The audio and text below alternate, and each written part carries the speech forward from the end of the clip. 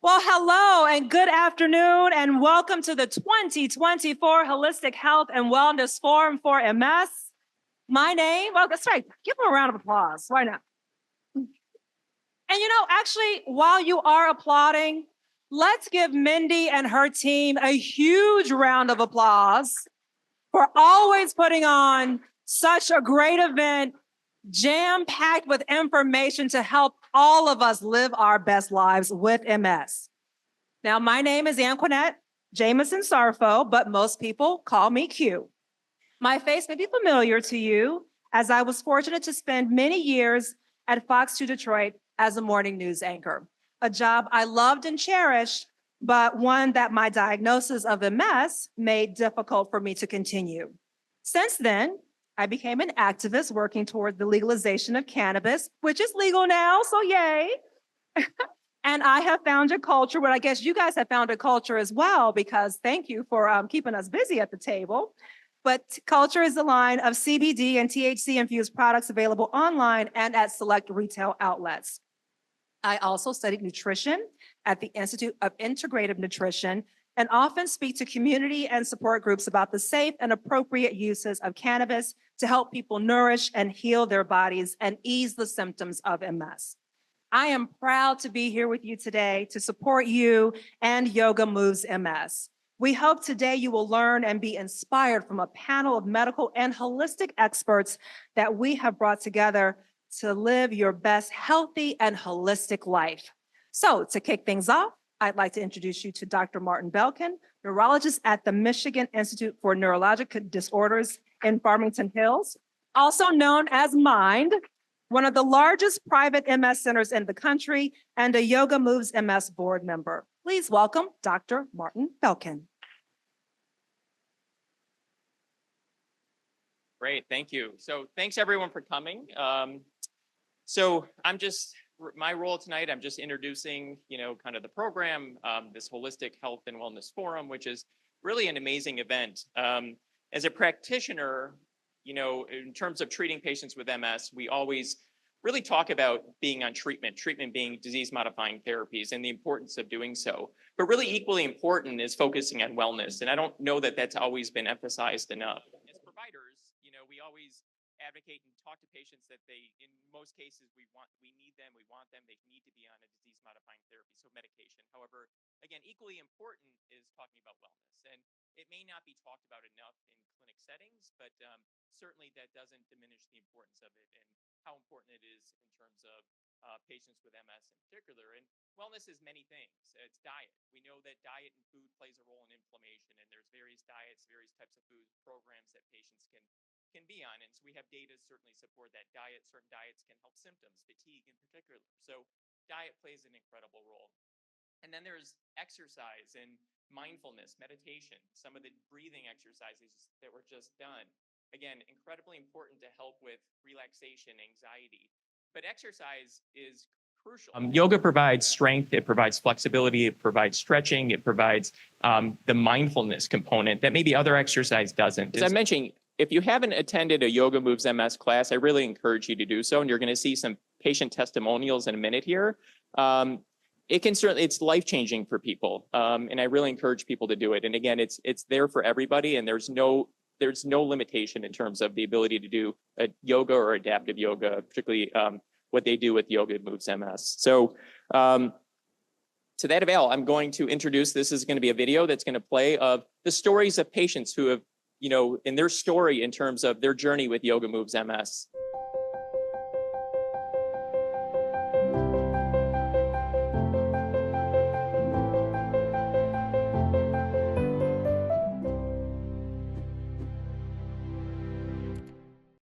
In adaptive yoga, everybody's coming up with their ideas about how things are going to fit their body.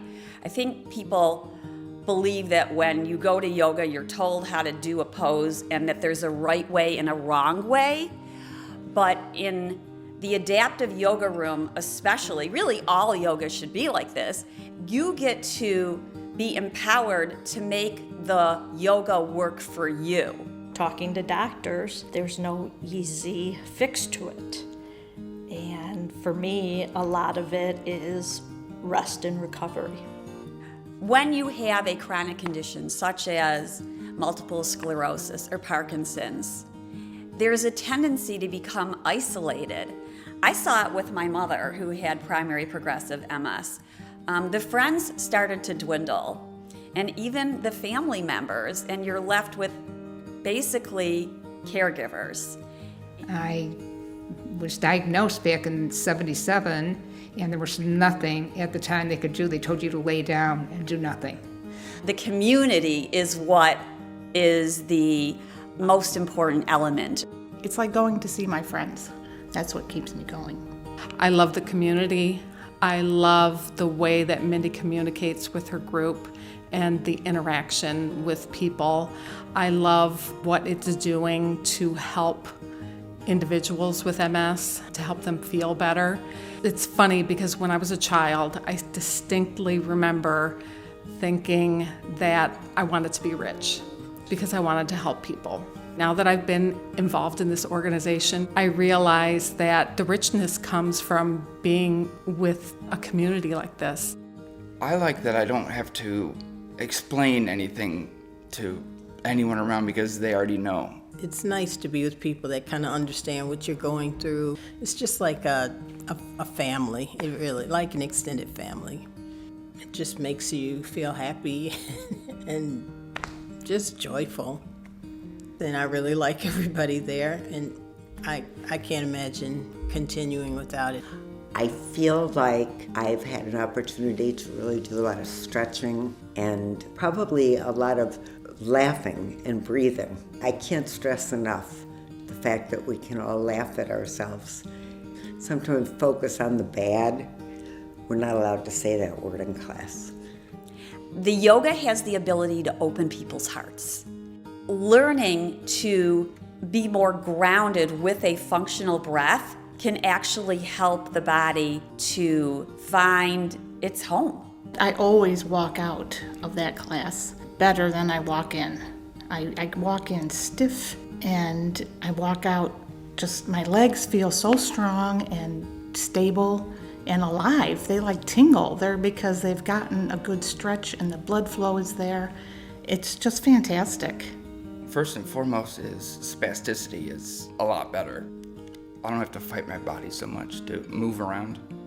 I feel a lot of energy when I leave this class, and that's what I really, really needed, is to have some energy, because I was just so fatigued all the time. Chronic fatigue. And then there's the calming part of the whole class too. You might come in with a million things on your mind and stressed and worried about different issues, and you just leave it all at the door, relax on the mat, do the exercise, and you leave just at peace. Everything, my whole body is at ease when I'm at MS Yoga. In order to make an accessible, safe environment that can help the students flourish and be empowered, we provide multiple teachers in a room, and that is very different than a mainstream yoga class. Most of our classes have at least 2 teachers, usually 3 or 4. Our classes are donation only, which was a decision I made because I want yoga to be accessible to every and anybody. There is no way these classes could happen without the generous support of our donors and sponsors. Yoga Moves MS has given me the ability to look at things from a holistic perspective. Yoga's always been something that has helped me from breathing that seems very simple, but often is life-saving. This is the best thing that ever happened to me, and for anybody with MS, they need to give it a try. I'm so proud to be part of Yoga Moves MS.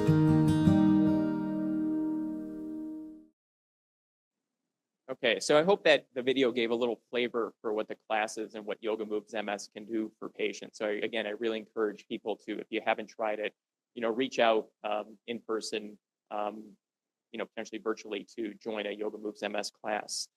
So next, it's my pleasure. I want to you've already, I think everyone probably has known or met Mindy, but certainly a more formal introduction. So MIndy Eisenberg founded Yoga Moves MS 19 years ago. She's become a leader of the MS community, and she's really a true advocate for MS patients. She's done tremendous things to really help the MS community and MS patients as a whole, and provides this education, which is really invaluable. So I'm certainly happy that I came before Mindy because her energy is truly unmatched. And so I just want to introduce MIndy Eisenberg.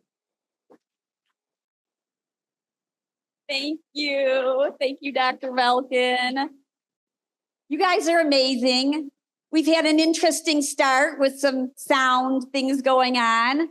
So take a moment, because part of mindfulness, sometimes we focus on breath and sometimes we focus on sensation. We do sensation a lot in class, but some people, believe it or not, don't want to focus on their breath.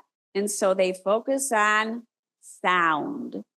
We don't judge the sound. We just go, sound. It's sound. It doesn't have a good or a bad.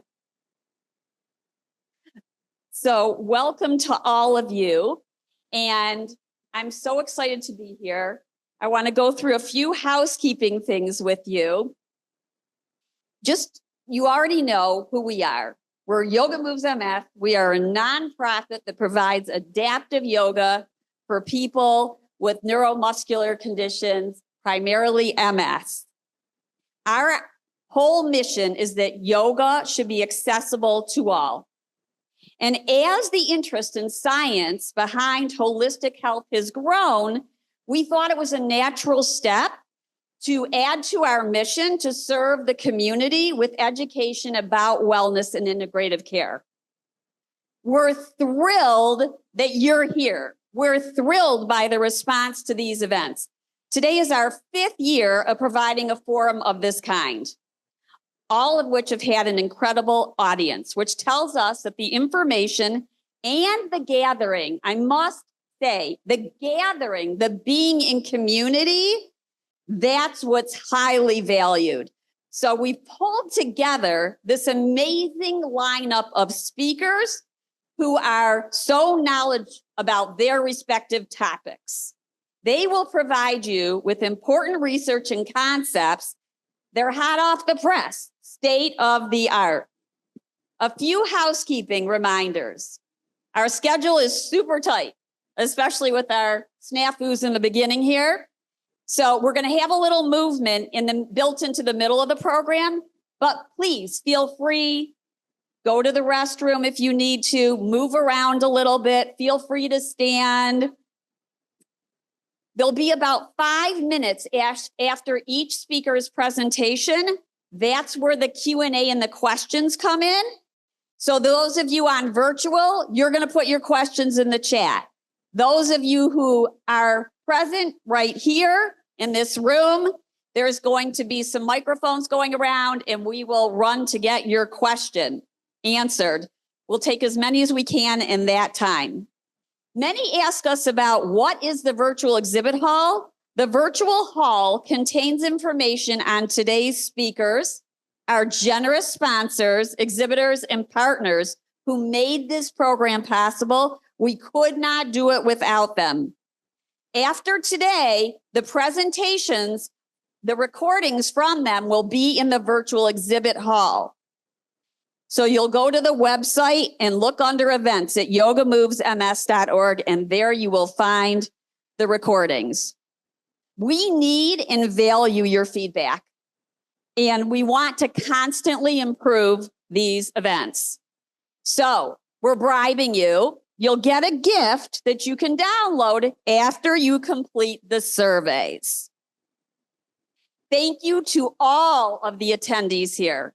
This is why we do this, because of you. You're here, and we value so much being connected in this room together and virtually together. We feel you, virtual attendees. I want to say thank you to our planning committee who helps us think about the big picture and the smallest of details to offer you the very best. There are so many people to express gratitude to, and each and every one of you here is vital to our community. People in our committee is Gina Beach, Laureen Branch, Marnie Sharon, Karen Cohen, Lindsay Dems, Kathy McRae, Leah Narens, Lori Olson, Beth Stone, and Lori Svensson. Yes, thank you. I have to add in that these two over here, they've been very, very, very busy planning this event. I get these texts in the morning. What do you want me to work on from Lori? She's always ahead of me. Special thanks to Elaine Gross, who provides the photography. She's been going around. You probably recognize her because she's at every single one of our events. And no, we do not take you for granted.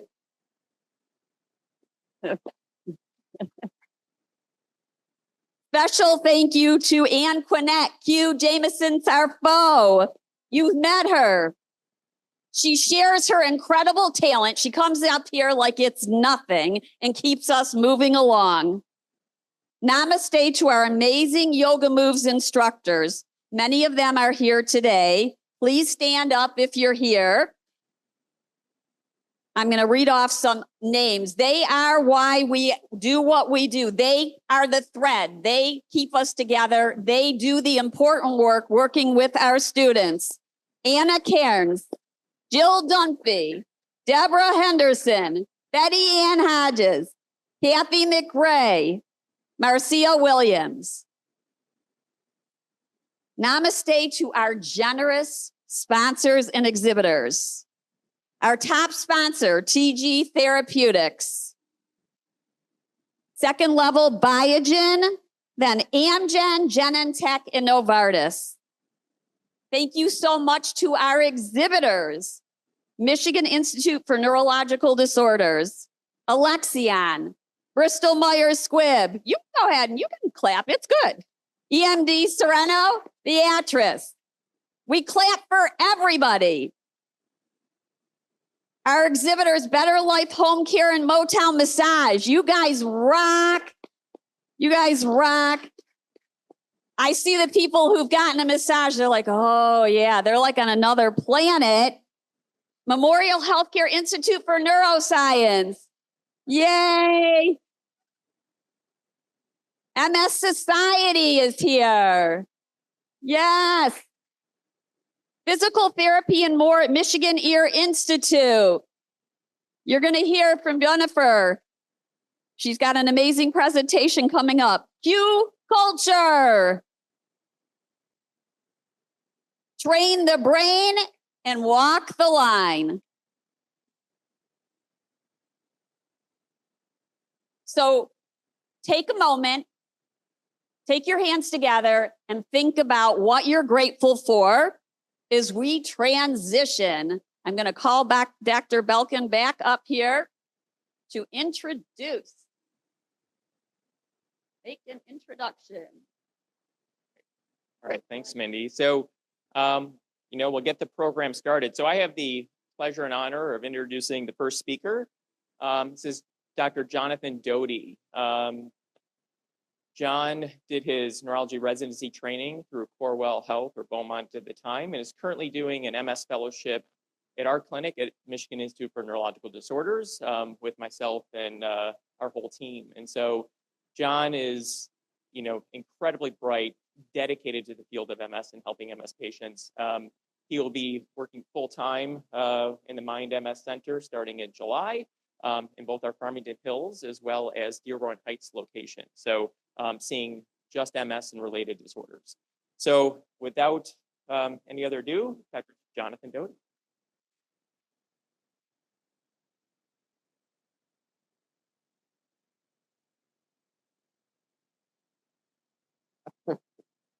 Thank you, Dr. Belkin, and hello, everyone. So I have been given the honor of giving you a brief overview of some of the latest research in MS. So when we talk about clinical trials, you may come across these terms, phase 1, phase 2, phase 3, and wonder, what do these terms mean? So phase 1 is the very initial part of studies that really just looks at, is this therapy safe? Before we ever look at, is it effective for MS? And that we obviously want to make sure it's safe. After that step, it goes on to phase 2. These are larger trials where we really look at, does that therapy actually work like in the condition that we're looking at, in this case, MS. After that, it goes on to phase 3, which is even bigger, really looking at the safety, still the efficacy for that. And that's really the step that needs to occur for the therapy to get approved and really come to market. And then after it comes to market, there's still longer studies, and that's what phase 4 is, really looking at the long-term data, side effects, those sorts of things. So moving on, one of the therapies that's the furthest along in trials are these BTK inhibitors. And basically what these are oral medications. Some are once a day or twice a day. And really with these, we have a lot of data from them being used in the oncology world for leukemias and lymphomas. So we have a lot of information on the safety piece of this, obviously at different doses than what's being looked at for MS. But the exciting part of these BTKs or these therapies is that the way it works is more directly targeting the inflammation in MS, more than current therapies that we have. So I drew in this little picture just to kind of help visualize what we're talking about with this. So on the left side is essentially the blood or the periphery of our body. And essentially all our MS therapies that we currently have, this is where they work. Now, the exciting part about BTKs is that on the left side, you can see that's the central nervous system, so the brain or the spinal cord. And what these BTK inhibitors are presumed to do is be able to cross into the central nervous system and target these immune cells that cause the inflammation with MS. So in a way that we don't currently have or aren't able to achieve with our current therapies. So as I mentioned, these are a little bit more selective than what is currently available. They target the immune system in a certain way that may be potentially not as suppressive as some of our therapies, but still achieving, or the hope is that still achieving quite a significant effect, both in terms of reducing inflammation, preventing relapses, but also potentially reducing disability and progression. So it's currently being looked at in both relapsing MS, but also progressive MS, which is really the excitement if these do turn out to be successful. And these are some of them that are furthest along. We're anticipating to have the data or really know more by the end of this year. So very exciting times to potentially have a whole new type of therapy available. Another type of therapy is the CD40 antibody. And this is an infusion type of therapy.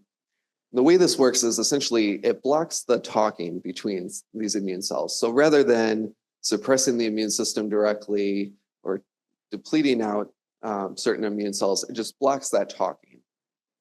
So because of that effect, the theory or potential is that it's not suppressing the immune system, or again, at least not as much as certain other therapies, but still having an effect. And this is also being looked at in both relapsing and progressive forms of MS, starting up in phase 3 trials. So again, getting closer to potential new therapies that may be on the horizon. Then I just threw in just a little brief talk on stem cell transplant. So we always hear about stem cells as a potential therapy for MS. Now, stem cell transplant, it's very intensive, and this is the best way to think about it is like a hard reboot or reset of the immune system, where trying to wipe out the immune system, deplete out all those memory of the immune system or attacking itself. That way, when it rebuilds itself, that memory is no longer there. And the largest, or one study that's really looking at this more, is a trial over a total of 6 years, really looking at stem cell transplant compared to the best available therapies we currently have on the market. So this is still in the works. I think 2029 is when this is anticipated to end and have the data from that. But again, another piece of research that's really being looked at this. And then finally, the ultimate goal is remyelination therapies. And obviously that's the ultimate goal of can we repair the damage that's been done from MS?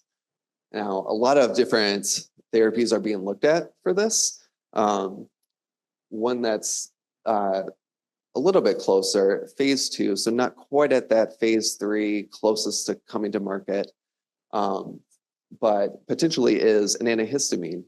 Now, there's data that we have that an older antihistamine may be helpful to repair myelin, but had a lot of negative side effects with that. So a different antihistamine is currently being studied that can have that similar effect to repair myelin, just without all those negative side effects, in addition to the therapies that we currently have preventing relapses. I think that is all I have for you. Yeah. So obviously still very exciting time with research and this whole entire field, and just having new things being studied, both in terms of preventing new relapses, really achieving what we have as far as preventing anything new from happening, but also looking at, can we repair things? So yeah, stay tuned.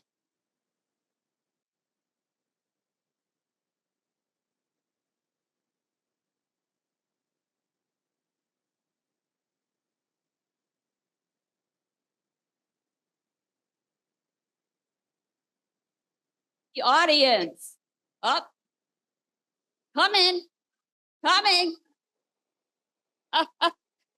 Get ready.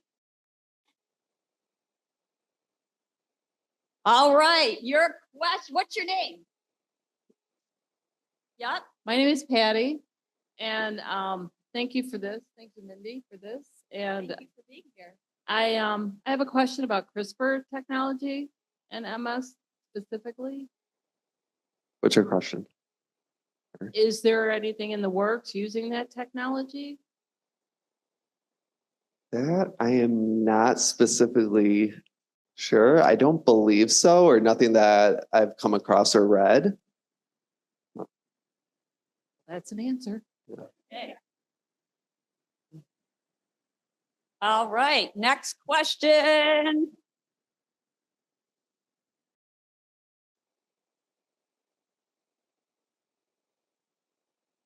Hi, I'm Kira.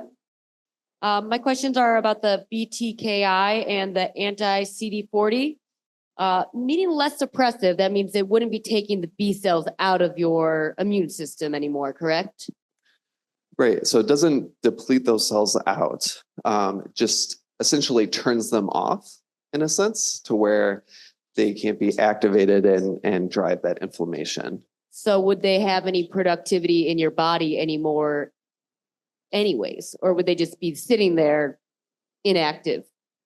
So with BTKs, I believe, there's some data that when they are activated or drive that inflammation, the signal or the signature of those is a little bit different than the normal B cells in our system. So a little bit more selective at targeting those bad or negative B cells rather than depleting all of them out. So that's where some of the potential interest is can they still be working in the immune system in a sense to where not depleting those out with all the untoward side effects of that, but still have its effect. And with that, I am currently on Ocrevus, which means I don't have my B cells, which I've learned the hard way that my body doesn't know how to produce a temperature anymore when I get a cold or something like that. So would that mean that these new therapies may still be able to have your body mark for other issues like a cold or this, that, and the other that need addressing? Potentially. I mean, that's Phase three, I got it. Yeah. So have to see as we get more data, as we get further along in these trials. But yeah, that's definitely one of the hopes or the interest with that those whole classes. And probably the same with like now, if you have some sort of issue happening with your body, your symptoms don't present normally anymore, right? So would that maybe also be something that it's approached where, if you have a UTI, maybe your pee will burn again. TMI, so sorry. Don't have a specific answer for that, yeah. But yeah. Got one more question over here. Okay, thank you. We have a question from the internet world. It says, it's been mentioned that metformin is being used to repair myelin. Is that true? Is there research on this? So I believe that is being studied. I believe there was one trial looking at that and clemistine, I believe, or a combination of that. But I do know that is being studied. There's another, I believe, just a European study looking at statins, actually. So cholesterol lowering medicines is another thing that is being looked at too.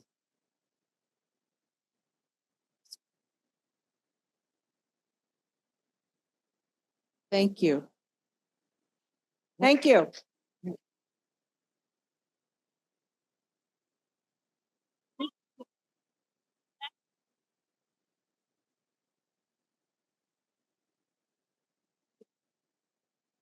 There's one more question. Hi there, doctor. I had a question about the remyelination therapy. If they do come out with a pill for that, is it going to restore any damaged myelin that may be there from before? So that's the hope, is that it can restore and repair that damage that is there. Yeah. You said that they're working on a new one because the one that they're doing now, the oral pill, you said that had like a lot of side effects. Yeah, so they're looking at a different type of antihistamine that potentially could still have that effect, but none of the negative side effects from it. So if there's more questions beyond what is able to ask to the speakers, please just find a piece of paper or we'll hand some paper out and write your question on it and the speaker, and we'll try to get them to answer it prior to you leaving tonight, or it's something we'll post on the website. We appreciate all your questions. Thank you. Thank you.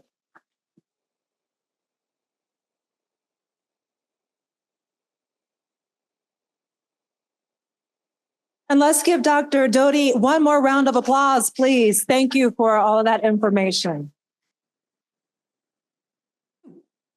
Next, we are pleased to present Binaifur Bugli. Binaifur earned her degree in physical therapy in 1990 from Bombay University in India. She is a licensed physical therapist in the state of Michigan. She has worked in acute care, inpatient rehab, and outpatient multidisciplinary clinics at St. John Providence Ascension Health System in Southfield and Novi for 25 years. Currently, she is working in collaboration with otolaryngologist. She's going to correct me on that one later, but yeah. Oh, that was perfect. Oh, she's being very kind. Skull-based surgeons at Michigan Ear Institute. As Clinical Director of Physical Therapy and Beyond, a clinic specializing in vestibular and balance rehabilitation, dizziness and falls prevention, craniosacral therapy, and also integrating other highly skilled customized services. She emphasizes a holistic approach, focusing on quality outcomes to help you achieve your goals in decreasing pain and improving functional abilities. Binaifur has been a craniosacral therapy practitioner since 1996 and currently holds a diplomate advanced level certification in craniosacral therapy from the Uplinger Institute. She is a clinical instructor and mentors students enrolled in PT and PTA programs, conducts lectures and presentations for the community and other professionals in craniosacral therapy, falls prevention, and vestibular rehabilitation. Currently, she is a certified instructor with the Uplinger Institute and teaches CST-1 and CST for pediatrics internationally. Binaifur will be speaking with us today on the topic of craniosacral therapy and vestibular therapy. Please welcome Binaifur Bugli.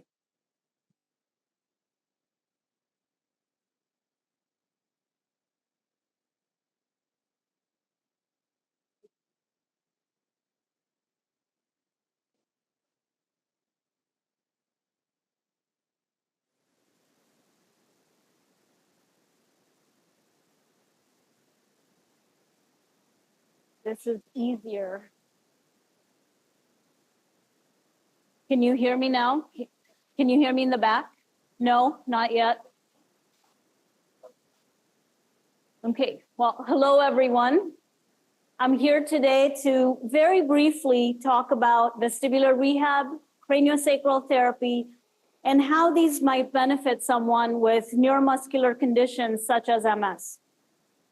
When you think physical therapy, what are we thinking about? Most people think of exercise, strengthening, stretching. Maybe if you have pain, you're thinking about pain relieving modalities.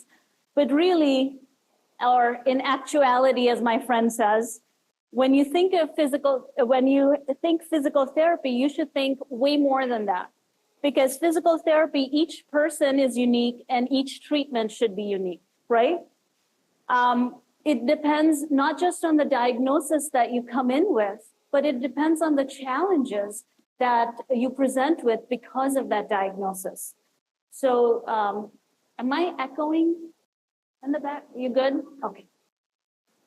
So ideally, the treatments are determined based on a thorough evaluation of what your challenges might be. And then we decide on the treatment in order to address the root cause, not just the symptoms.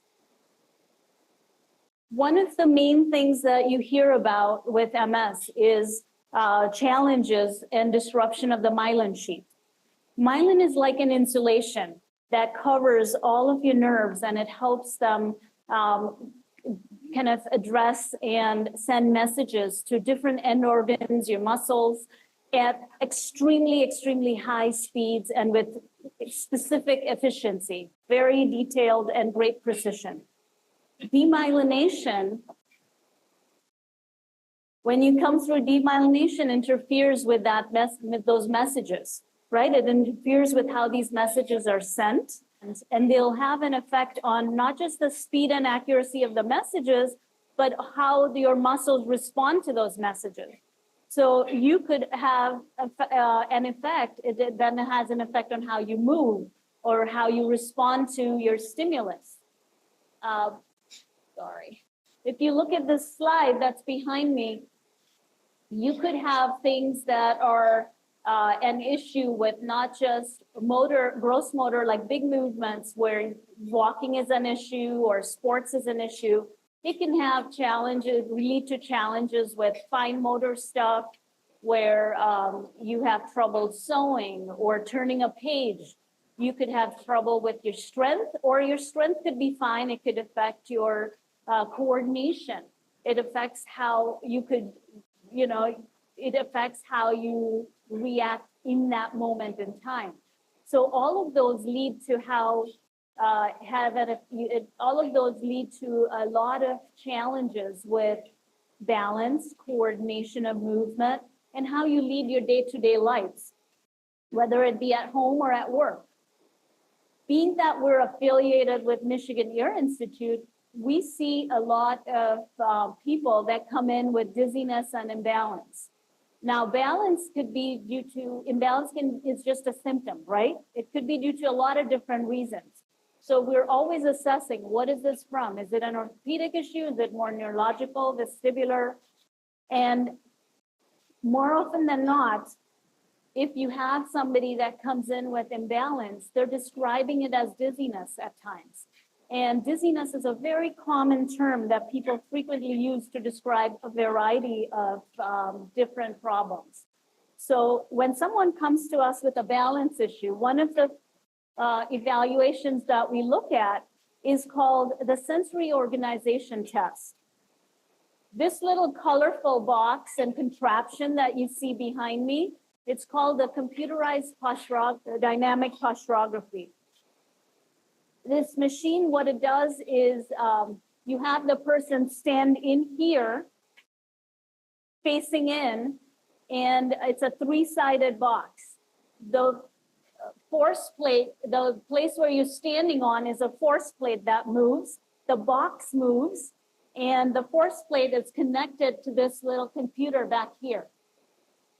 So we test you on 6 different conditions and give you 3 tries for each condition. And depending on how you do, it gives us an idea of which of the main balance systems are you relying on more or less, or which one's not really supporting you. So any person that comes to us with functional mobility that's challenged or imbalanced, it's really important to address the 3 main balance systems: your vision, your eyes, your inner ears, and the proprioceptive cues that you're receiving, your proprioceptive system, the system that helps you get messages from your legs, from your joints, muscles, that tells you where your body is without having to look at it. Which one is really struggling and which one are you relying on way more than you need to? Once we know that, then we can formulate a tailored exercise program or balance treatment for just that individual. When we're challenging your balance to figure out how far can you go before you lose your balance, safety is a big concern. Most of the people who've had physical therapy are familiar with a gait belt, right? When used correctly, gait belts are wonderful, but we've added an extra layer of safety. So if you look at these overhead rails in our clinic, we have 5-point harnesses that hook up to those rails. They don't lift you up, but they stop you from going down. So it really gives us and our clients a lot more confidence, I would say, in order to push them to do things and work with balance issues that normally wouldn't be safe to do.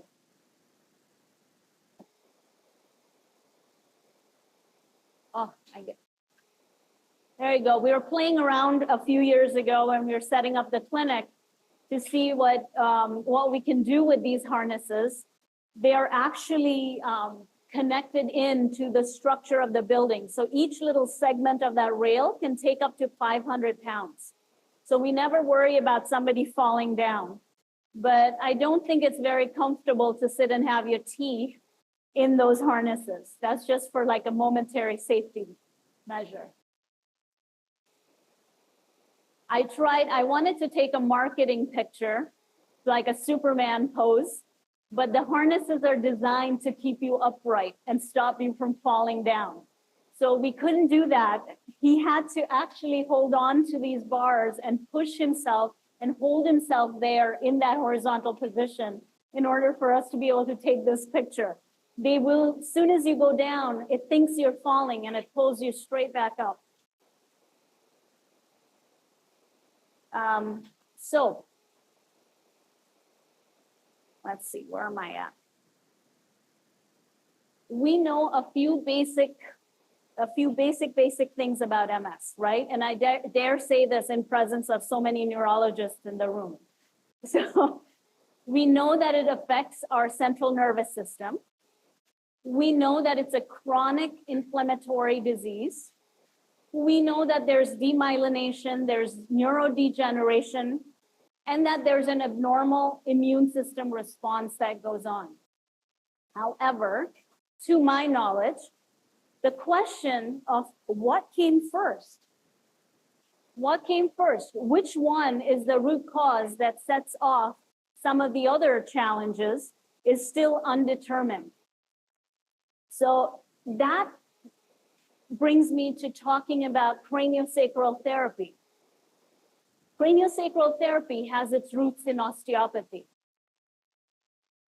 And by definition, it's a very gentle, hands-on technique that helps you detect and correct imbalances within your central nervous system. If you think of what craniosacral system is, it's a system that, it's a physiological system like your cardiovascular system or your GI system. And it's supposed to help you in the production, circulation, and absorption of the cerebrospinal fluid. Cerebrospinal fluid really helps bring about nutrition and remove waste matter, right? It's the fluid that helps nourish and maintain the health of our central nervous system. If you look at this picture, there's where your brain would be and your spinal cord, and there's 3 layers of membranes that surround your brain and your spinal cord. And the fluid flows between the inner 2 layers most of the time, or the bulk of the volume of that fluid. And through very small micro openings, it kind of seeps out into the surrounding brain, spinal cord, and nourishes the nervous tissue. So you say, okay, this is all the way in there. What are you going to do with your hands? How do you have an effect on the central nervous system that far, that deep in our bodies? Through fascia, right? If you think, have you heard the song, the ankle bone is connected to the knee bone, is connected to the hip bone? It's true. It's true. So that's, everything is connected to everything else in our body. If you think of fascia, it's a key player in forming that connection.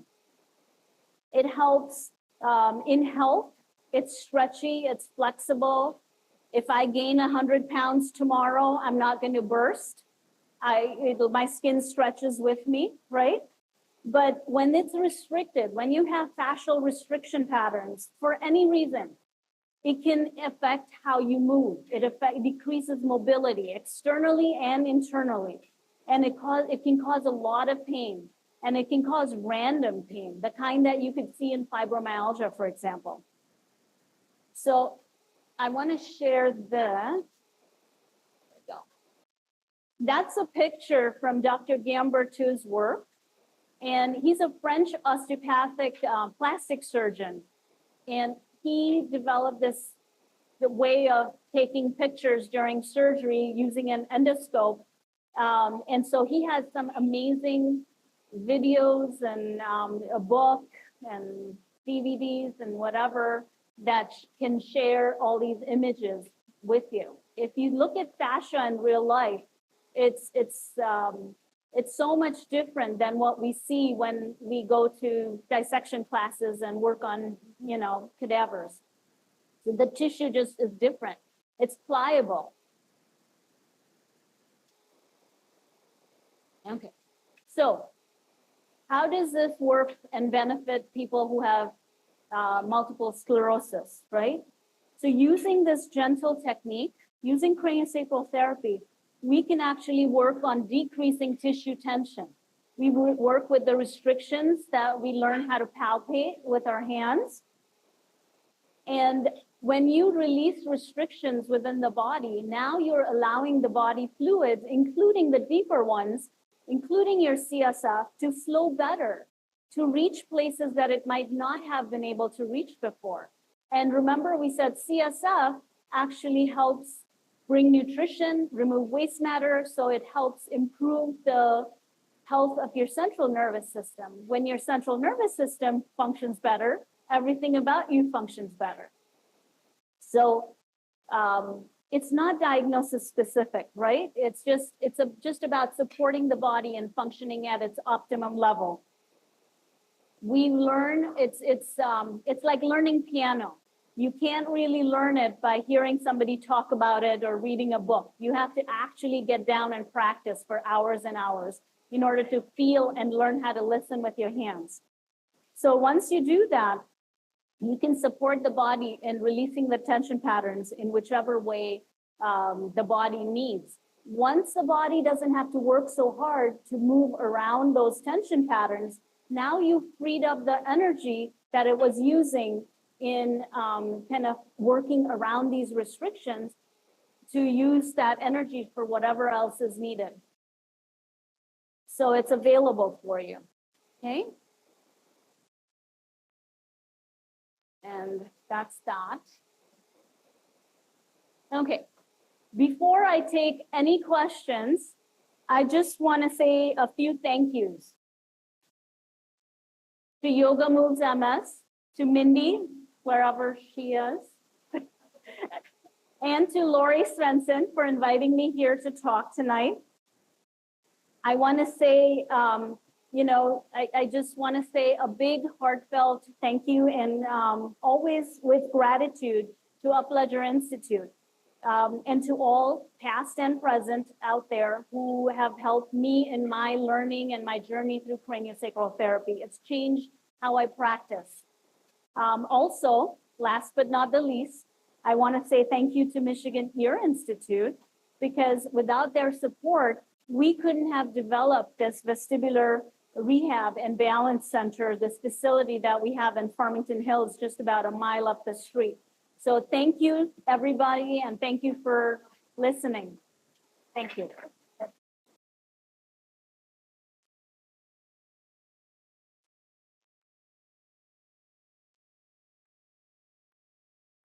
Over here. Hello, okay, there we go. Who has a question? My question is, have you heard of PONS therapy by Helios Medical? PONS? PONS, P-O-N-S? No, I have not. Okay. Sorry. Are they, do you care to elaborate? He needs the mic back. Oh, It's a therapy where it's a device that you put on your tongue, and it's meant to train your brain to do physical therapy in a different ways, trying to create new pathways. No, You no, haven't heard I of that have one? not heard. I've read something similar, but I don't believe it was called PONS. Okay. thank you. Is any other questions?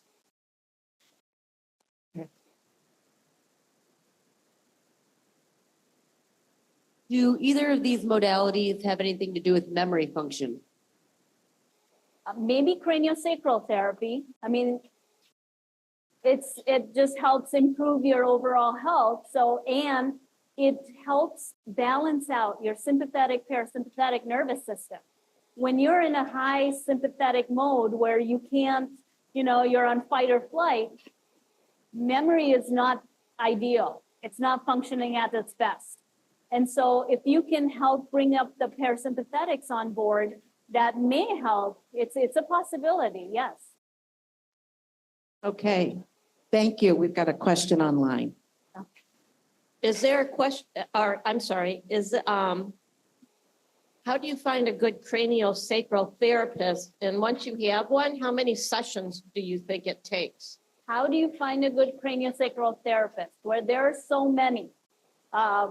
If you go online to, I want to say, I trained under Upledger Institute, so I'm going to tell you about them. I know there are other modalities out there that use similar cranial osteopathy approaches, and they've evolved in different ways. But you could go to upledger.com, or you could go to IAHP, International Association of Healthcare Practitioners, and say, find a practitioner, put in your zip code, or put in just the first 3 to 4 digits of your zip code to widen the net. And all the people who trained under Upledger, even like 1 weekend workshop or 20 workshops, they'll all pop up. And they have their credentials on one side, so you'll know if you're working with a massage therapist, a physician, a nurse, a physical therapist.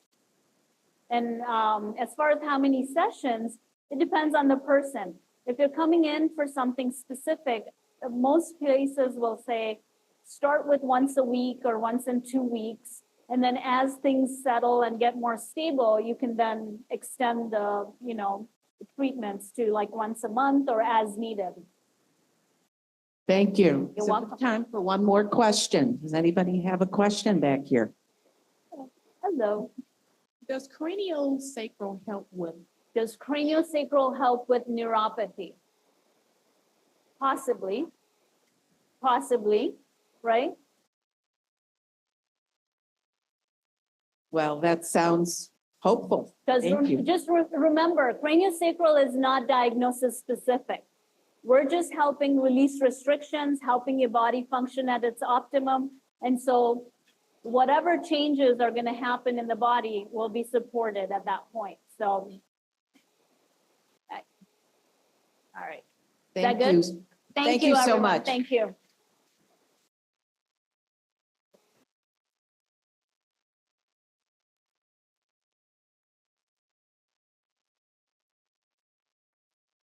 Thank you, Ms. Bugli.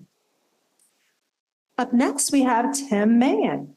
Tim is a proud husband and father from Chelsea, Michigan. He is married to his wonderful wife, Samantha, and together they have 2 daughters, Adeline and Reagan. Tim works as a peak performance coach and has trained thousands of individuals in breath work, cold water immersion, heat exposure, and mindset.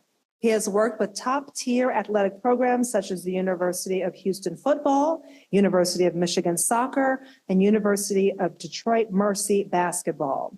Tim is a published research scientist, recently co-authoring a paper with Wayne State University Psychiatry and Behavioral Neuroscience Department. He also works as a licensed professional counselor, owning and operating a private counseling practice. Tim has a master's degree in counseling from the University of Detroit Mercy, where he served as a graduate assistant for the basketball program, and a bachelor's degree in outdoor recreation and leadership management from Northern Michigan University. Tim loves working in the field of mental health as well as athletics. He loves to spend time outdoors swimming, hiking, kayaking, cross-country skiing, and spending time with family. Man, he is busy. Tim's topic is optimizing your health with the Wim Hof method. Welcome, Tim.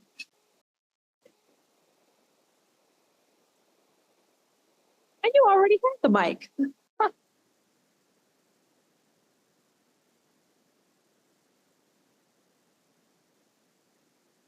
Thank you for that introduction. Thank you, Yoga Moves MS, for having me here today. I truly feel honored to be here. And what I teach outside, my basic job is a school counselor. I work in the schools Monday through Friday in a high school in Chelsea. Stand back. So I work as a school counselor Monday through Friday, but on the side, I offer Wim Hof method workshops. And these workshops are rare. You can think of them as being underground. And you can think of them being underground. What I teach is something that's actually underground and inside of you. This thing that I teach is something that you can unlock that's inside of you to help optimize your health and performance. What I love so much about what I teach is that it's low cost and it's accessible. I teach you how to breathe properly and how to use cold water immersion to really optimize your mental and physical health. So let's get into that. This is the Wim Hof method. I was already introduced. So what is the Wim Hof method? It's a combination of having a growth mindset, doing breath work, and cold water immersion. And when you combine those 3 pillars, it helps construct a happy and healthy life. And lucky for me, when I found out about the Wim Hof method, it was at the perfect time. And a huge part of it is having a growth mindset. And I've been learning that growth mindset through my father my whole life. My dad, he's sitting over here today. He was diagnosed with multiple sclerosis 30 some years ago. And this guy struggles to do basic life functioning that I take for granted every day. Things like putting my socks on or taking a short walk. And this guy, throughout all those struggles, has the most resilient and positive mindset. And so when I heard on the Wim Hof method about having a growth mindset, I just thought of my dad and how much of an impact he's had on me throughout my life. It just really resonated with me. And so props to Pops. He's why I'm here today. So thank you, Dad.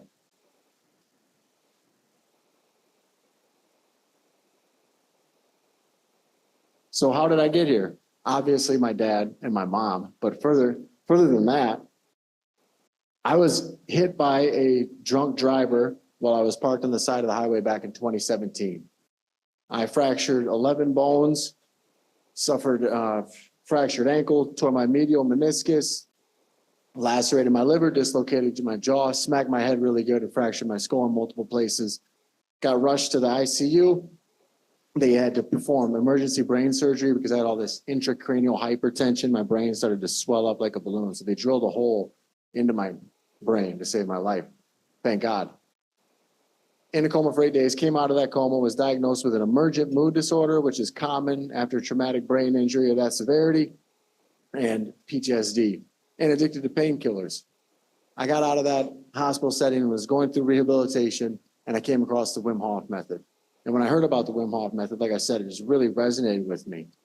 Again, it's a growth mindset, a certain breathwork technique, and cold water immersion.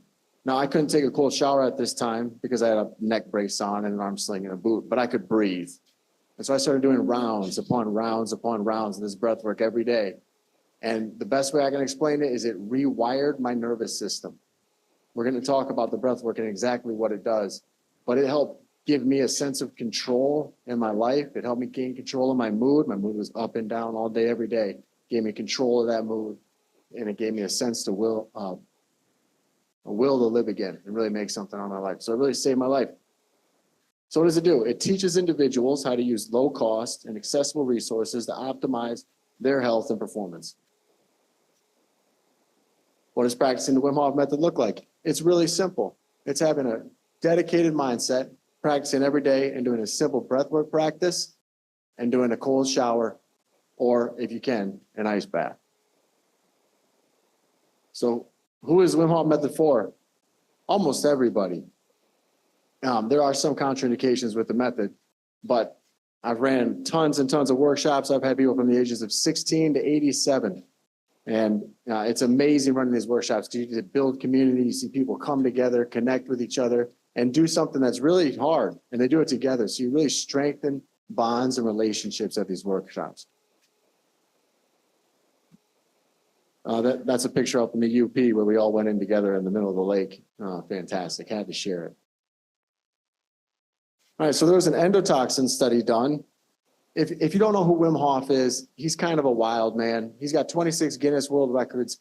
He has submerged himself in ice from his toes up to his neck and raised his core body temperature. And so that really gained him scientific attention. And once he did that, we started studying him. And they found amazing things going on in his body when he would do this breathing practice and when he would do cold water immersion. And then so he came up with this method and started teaching other people. And they soon found it wasn't Wim who was special. It was this method that was special. And that these things happen in everybody's body when they follow this protocol. This endotoxin study. Wim was making claims that he didn't get sick.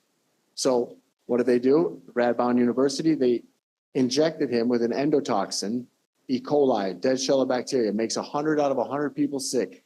Cold sweats, fevers, diarrhea, sick, E. coli. He gets injected with this E. coli, practices the breathing exercise, no symptoms. They say, oh, you must have special genetics. He says, let me train 12 guys. They applied for a grant. He got it. They took 12 guys up into the mountains of Poland, taught them breath work, cold water immersion, and a growth mindset in just 4 days. Those 12 guys returned to Radboud University, all got injected with E. coli, no symptoms. All 18 guys in the control group got sick. And again, this is published research, right? I'm not just making this up. You can look this up online. It seems hard to believe, but let me tell you, if you practice the breath work You will feel in your body what I'm talking about. And that's understanding. I can talk to my face is blue. You won't get it. But if you try the breath work, you will understand because you'll start to feel things special. So benefits of the breathing. When you do this breath work, you get these cell messaging proteins called interleukin-10. You get a huge boost of these. These are anti-inflammatory cell messaging proteins. They help kill inflammation in the body. Pretty cool. You also get a huge boost of adrenaline. You get more adrenaline when you practice this breath work than somebody who's actually bungee jumping. So let me tell you really briefly, it's not sitting quietly in a room alone and focusing on your breathing, although that's fantastic as well. It's called cyclical hyperventilation. It's a fancy term for deep breathing. You do 30 deep breaths in a row, and then you hold your breath. And when you do that, your body releases adrenaline and interleukin-10 and decreases inflammation. Another cool thing is, we can go weeks without food, we can go days without water, but we can only go minutes without breathing. And yet a lot of us don't pay attention to our breath. A lot of us will breathe from our chest. We're not in tune with our diaphragm and know how to breathe into our belly. And we learn how to belly breathe and get that oxygen down deep into our system. You can alleviate a lot of unnecessary stress and anxiety in your life. So that's another bonus about coming to a workshop, is I'll teach you how to breathe properly.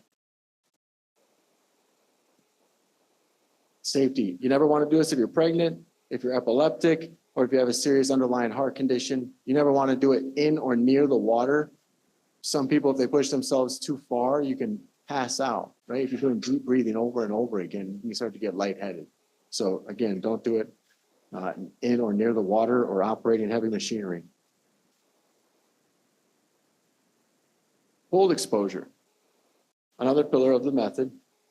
It's a hormetic stressor. So we know that acute stressors, short-term stressors are very healthy for the brain and body. Long-term stress, chronic stress, not good, but short-term stressors like exercise, yoga, cold water immersion, saunas, really good for you. Even the breath work that we teach in the workshops, it's an acute stressor because it's breath work. You have to work through that portion. It does take effort. So something really cool, as a mental health professional, I love this slide. If you spend just 1 minute in cold water, 59 degrees Fahrenheit or below, so Lake Superior any time of year, 59 degrees Fahrenheit or below, you get over a 500% increase in noradrenaline. That, a lot of antidepressants, not all of them, but a lot of antidepressants on the market will target noradrenaline receptors in your brain. So it's a natural mood enhancer. You also get a huge increase in dopamine. Dopamine goes up 250%, just 1 minute in cold water. It's amazing. Mood and energy affected for 6 to 8 hours after you do your intervention. Okay, you also get cold shock proteins when you submerge yourself in cold water. Those are anti-inflammatory, so you can decrease inflammation as well. You also get a great mindful practice. You're very present when you're taking your cold shower. You're not thinking about picking up your child from daycare or paying your mortgage. You are very much so in the moment. You also get to train your entire cardiovascular network. And so you have 80,000 some miles of veins, arteries, and capillaries that run through your body.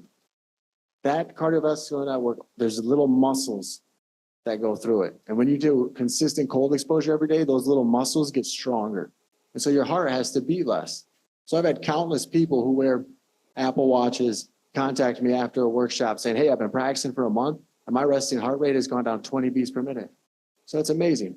You strengthen your cardiovascular system significantly. And one of the biggest killers of people worldwide is cardiovascular related diseases. So that's a nice hidden benefit. And again, it's just cold water. We all got access to cold water. It's low cost and it's accessible. Okay, there have been some studies done. We need more evidence, right? Always need more research. There's been a lot of small studies done. One of those being the effect that Wim Hof method has on autoimmune disorders. And what they found in 2019 was they studied 24 people who suffer from axial spondyloarthritis. And they found in the intervention group that they had lower levels of inflammation compared to the other. So more research is needed, yes. Some preliminary studies and anecdotal evidence suggest possible benefits. So go to wimhofmethod.com, look at the testimonials section, and just just listen to some of these people's stories. There's countless people who have suffered from multiple sclerosis who have used this method to help manage their symptoms. And there's some really great stories on there. And I think it can help a lot of people if you take the time to check it out. All right, immune system modulation. We know that the breath work helps strengthen the immune system. So since MS is an immune-mediated disease characterized by inflammation and damage to the nervous system, some proponents believe that the method's effects on the immune system may have potential benefits for MS patients. Helps with stress reduction. There's no doubt about that. You get to learn how to master the stress response. When you put yourself in cold water, it's a dangerous situation. It's stressful. You learn how to breathe through that. And that gives you confidence. That gives you mental resilience. And that actually transfers over to other domains of your life. So you'll be able to handle that tough conversation with your spouse more effectively, or handle that conversation with your boss more effectively. Thermoregulation. Cold exposure, a key component of the Wim Hof method, is believed to improve thermoregulation and activate the body's natural mechanisms for maintaining homeostasis. Some individuals with MS may experience heat sensitivity, and the ability to regulate body temperature through practices like cold exposure could potentially be beneficial. Again, there's limited clinical studies. I'm not recommending that anybody in this room go out and try the Wim Hof method. That's not what I'm recommending. I'm recommending you do your own research and you have a conversation with your primary care physician to see if this method's right for you. I want to show you, there's a lot of great testimonials on the WimHofMethod.com website with people with a wide variety of autoimmune disorders. If you go to WimHofMethod.com, click on testimonials, you can find a lot more stories of people who have found benefit from this method, specifically with autoimmune disorders and a plethora of other disorders as well. Thank you. We've got a question from the internet. Yeah. Hi, our virtual attendee is asking, will a cold shower suffice or do you need to submerge? And are there studies and protocols developed that look at using the Wim Hof method specifically for MS? Or are there any being conducted? And they also asked if you could put the microphone closer to your mouth. I absolutely can put the microphone closer to my mouth. A cold shower works wonders. It's not as good as fully submerging into an ice plunge, but it's still very good for you. So if you can get in a cold shower, do it.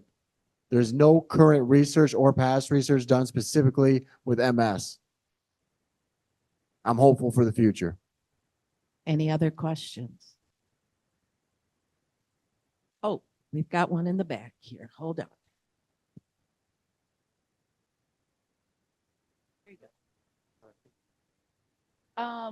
Hi. So I deal with seizures. So has anyone actually did this that has seizures? That's a great question.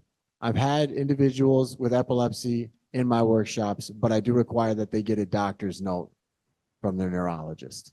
So short answer is yes, but you need a doctor's note to participate in a workshop. Anybody else back here?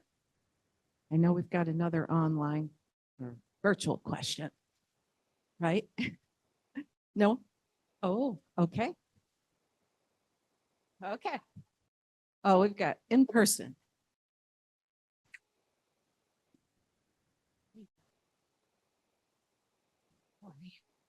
Yeah, I'd like to know what the difference between the yoga breath is. I'd like to know what the difference between the yoga breath is and the breath that you do with your the Wim or whatever. The Wim Hof. Great question. So yoga meditation to me, I'm not a yoga instructor, but yoga meditation to me seems mostly about mindfulness, paying attention to the present moment without judgment.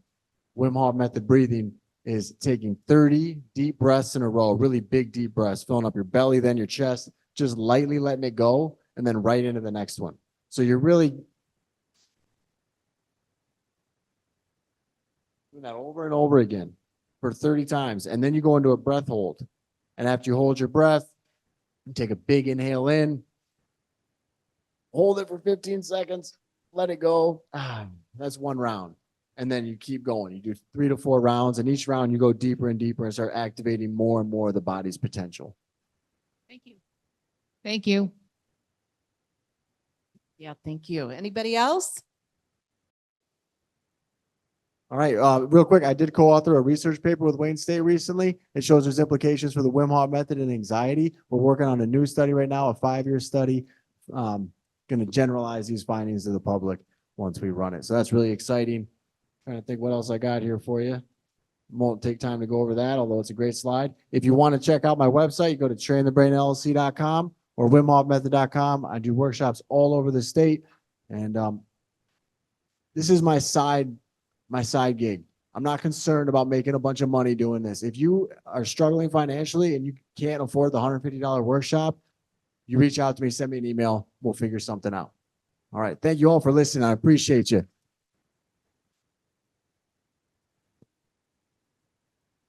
While they're getting situated, I'll let you know what's coming up next. MIndy Eisenberg, MHSA, comma, CIAYT. You can explain what all these initials mean later. Is the founder and director of Yoga Moves MS, a nonprofit 501c3 with the mission of improving the quality of life for individuals with MS, Parkinson's disease, and neuromuscular conditions. She is the author of Adaptive Yoga Moves Anybody, a book that I have, created for individuals with MS and neuromuscular conditions, and Adaptive Yoga Cards, daily yoga moves for all ages and abilities. MIndy has provided yoga therapy to individuals with mobility challenges for over 18 years and thrives on building a strong, mighty community for her students and families. She is a qualified mindfulness-based stress reduction teacher, certified Jeanie-Cote breathing instructor, and a Reiki master. She created the widely acclaimed annual virtual holistic health and wellness forum for MS, which is happening right now, and presents for national MS, corporate, and yoga therapy organizations, and has trained hundreds of adaptive yoga instructors. She has a bachelor's of science from Northwestern University and a Master of Health Services Administration from the University of Michigan. So once again, please give Miss MIndy Eisenberg a huge round of applause. And of course, all the yogis and practitioners who are up here as well. Like you're being invaded. Do some breathing. I just want to know, how many of you are ready to take the cold plunge? Raise your hand if you're taking the cold plunge. Oh my, this is way more than I thought. I'm scared cat. But if you guys do it with me, can we organize a group event, Tim? Oh, yes. All right. I'm going to need a lot of support for that one. All right. Well, we're getting situated up here, and I'm going to this thing. Hold on while we get situated, okay? Just breathe. I'm going to add on. I know Timmy answered the question, but yoga breathing, there's so many different kinds of yoga breathing. There's not just one. So sometimes we breathe through our nose, sometimes we hold our breath, sometimes it's slow, sometimes it's fast. And that's actually how we can change our energy level, which is pretty cool because you've got that ability right within you. Sorry, we're redecorating. She's going to stay right there. She's got to come in more. Yep. You'll have a seat.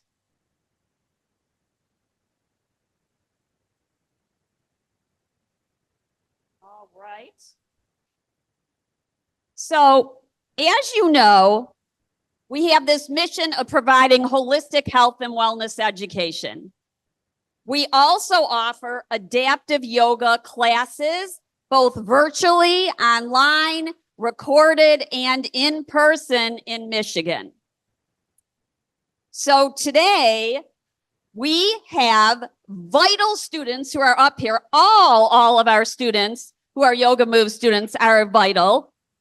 And we'd like to share all of their stories with you because every single one of the Yoga Move students has their own inspiring story to tell you.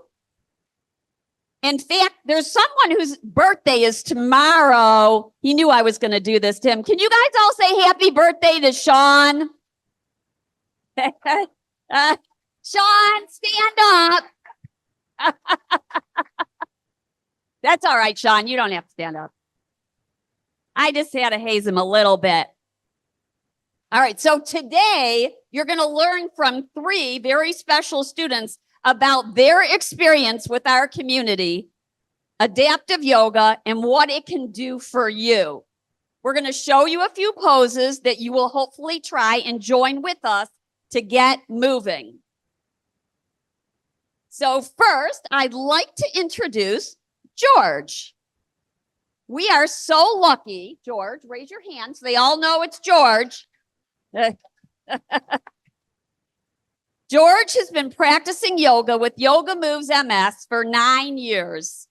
He was diagnosed with MS 23 years ago and lives by the acronym AID, Attitude, Diet, and Exercise. He says, adapt and you will achieve.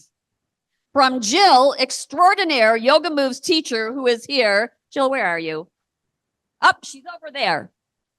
There she is. Give her a big clap. All our teachers, by the way, are extraordinary.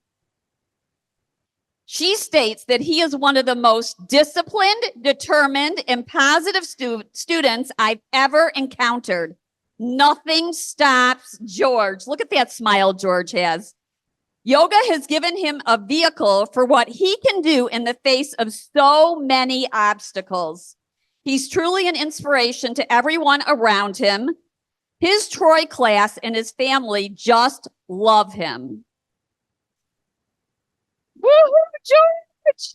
He doesn't have a fan club. George is open to useful suggestions and will be the first to take action. He is on it with a can-do attitude. In fact, we need to congratulate George because he just finished his yoga teacher training. He's now a registered yoga instructor. George, we are thrilled that you are now a member of the Instructor Yoga Moves team. So, George, we have a few questions for you. I'm going to come over there. What aspects of the yoga have you found most beneficial for managing MS symptoms? I've always had really tight hamstrings and spasticity in my legs and restless leg syndrome. So like the poses, like the a lot of poses like the forward fold, the leg stretch, the seated tree on the earth, anything that works on the hamstrings. So a lot of the poses. And I want to say really quick, thank you to our very own Marcia and Dory, because you inspired me. You inspired me to become a yoga instructor. And I thank you so much. And right back at you, Marcia. And so many other people inspired me. And Mindy, thank you for believing in me. And thank you, Jill, for all the help and all the yoga instructors and the Yoga Moves MS the community. And most of all, I want to thank my wife, because everyone knows about the spoon theory, and the fatigue really kicks my butt. And there were a few times I came close to quitting, but my wife said, no, that ain't going to happen. So, yeah. So, I want to thank everyone for coming here and everybody that donates to the cause. And to you, I mean, you guys all mean so much to the community. Thank you.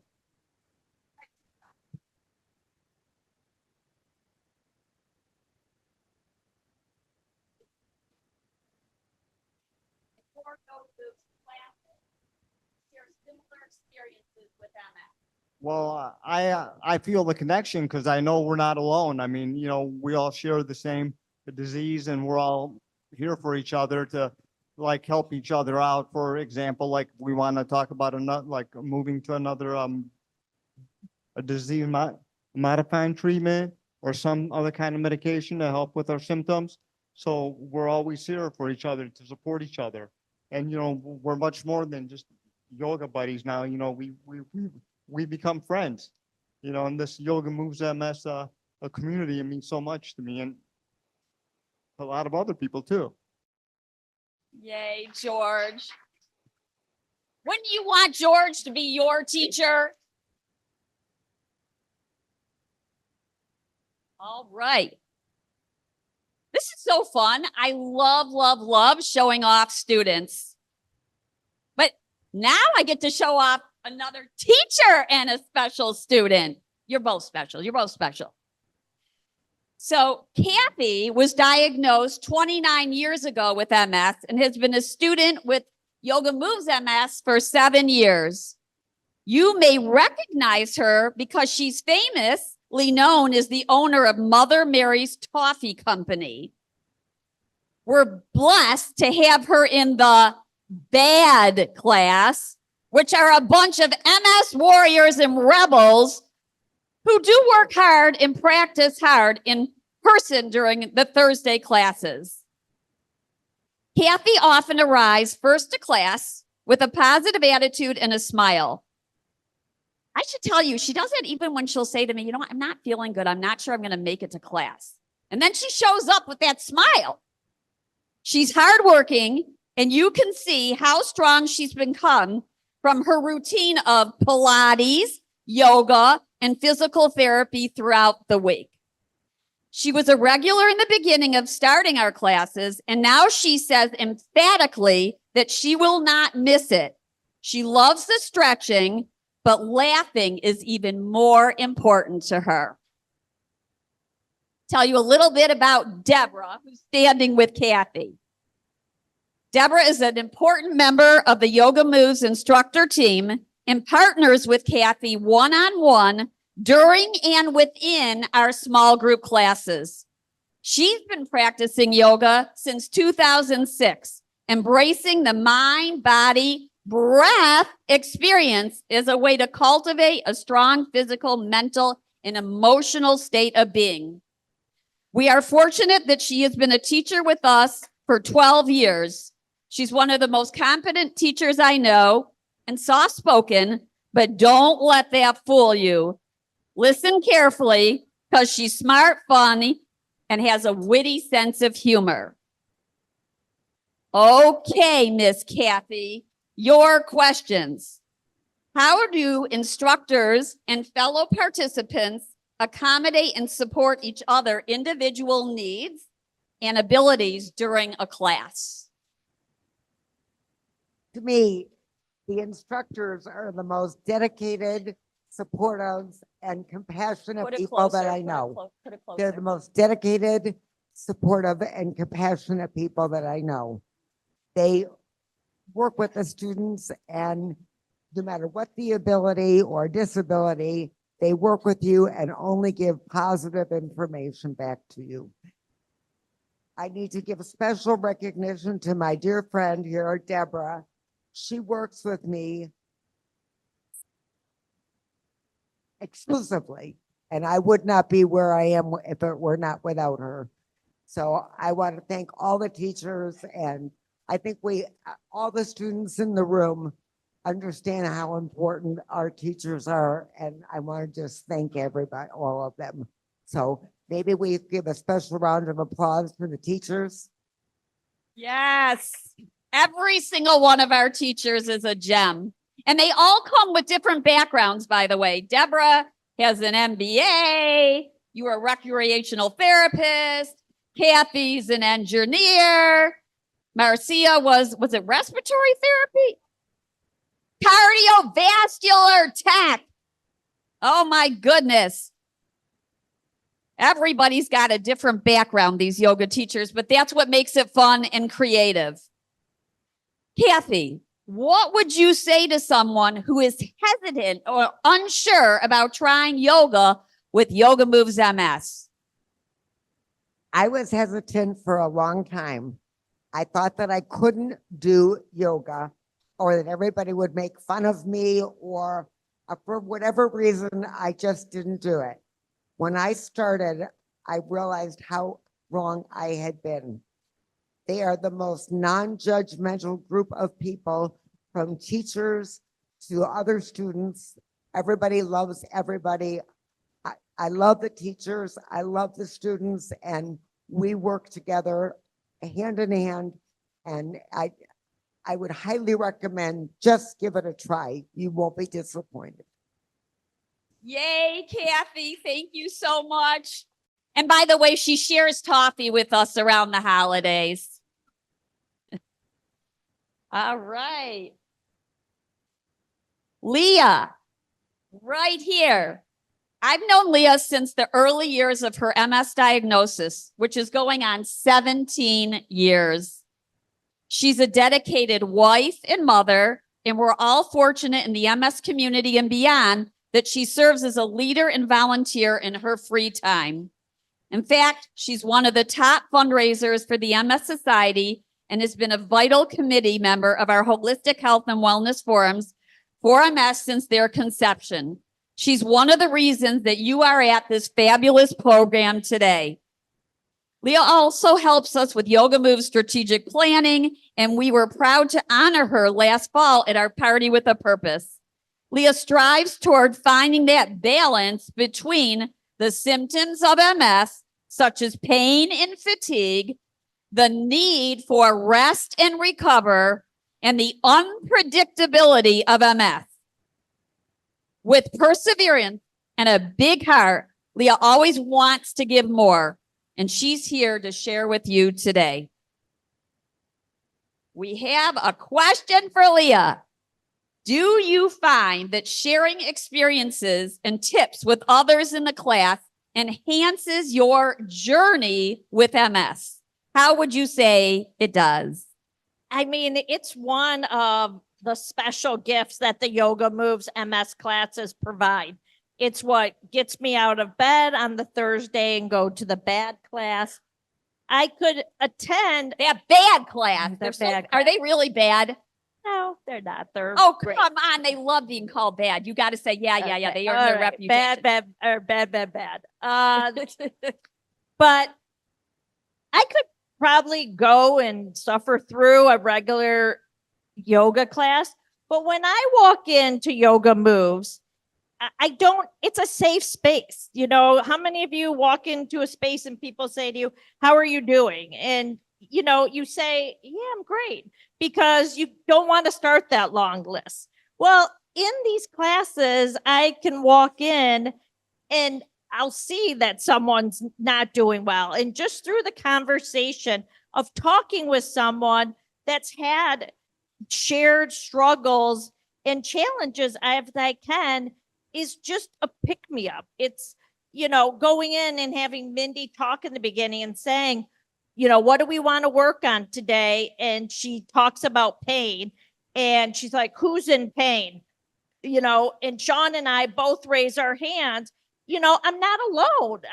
I'm experiencing the same things. MS, as you all know, is a disease where, you know, you probably don't share the same symptoms as the person that you know with MS. But in these classes, you know, you're encouraged to share. You're encouraged to vent. You're encouraged. The second reason I really like the classes is because we start out as a class starting the regular Yoga Moves, but then the teachers help us to individually work on what we're experiencing right now. If I'm having pain in my legs, but yet George is having pain or having problems with spasms, they'll give us different yoga moves to work on those. And the benefit for me is I can go home then and continue working on them because I have the blocks, I have the mat. It's very easy to do that. So that's another reason.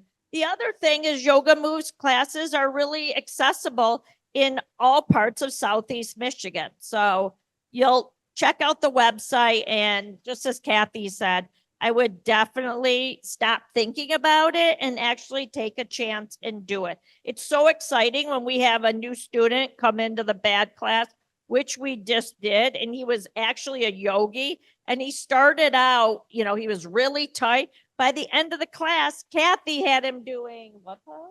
What was that pose, Mark?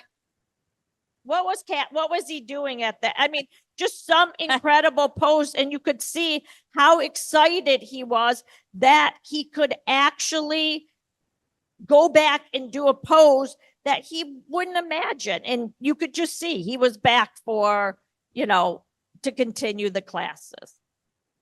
Thank you, Leah. That was beautiful. Kathy wants to say one more thing. We don't want her not to sleep. She needs to say this. The last thing I'd like to say is that yoga is not just about the practice of yoga. When you leave there, you feel like you are lifted both physically and mentally. It is the very best medicine you can take. And there's no adverse side effects.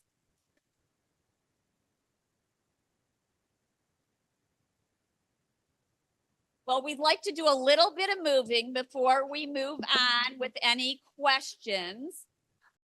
Because you guys have been sitting a while, right? So you're going to see how we have 3 different students in 3 different bodies who are going to do variations on the same movement. And we hope that you're going to do it with us, right? Excellent. Q says excellent. All right. Yeah. All right. So we're going to do a sun salute. You guys can do this with us. Stand up, sit down, do whatever. You guys online too. You're not out of this just because we can't see you. So yoga's about breathing.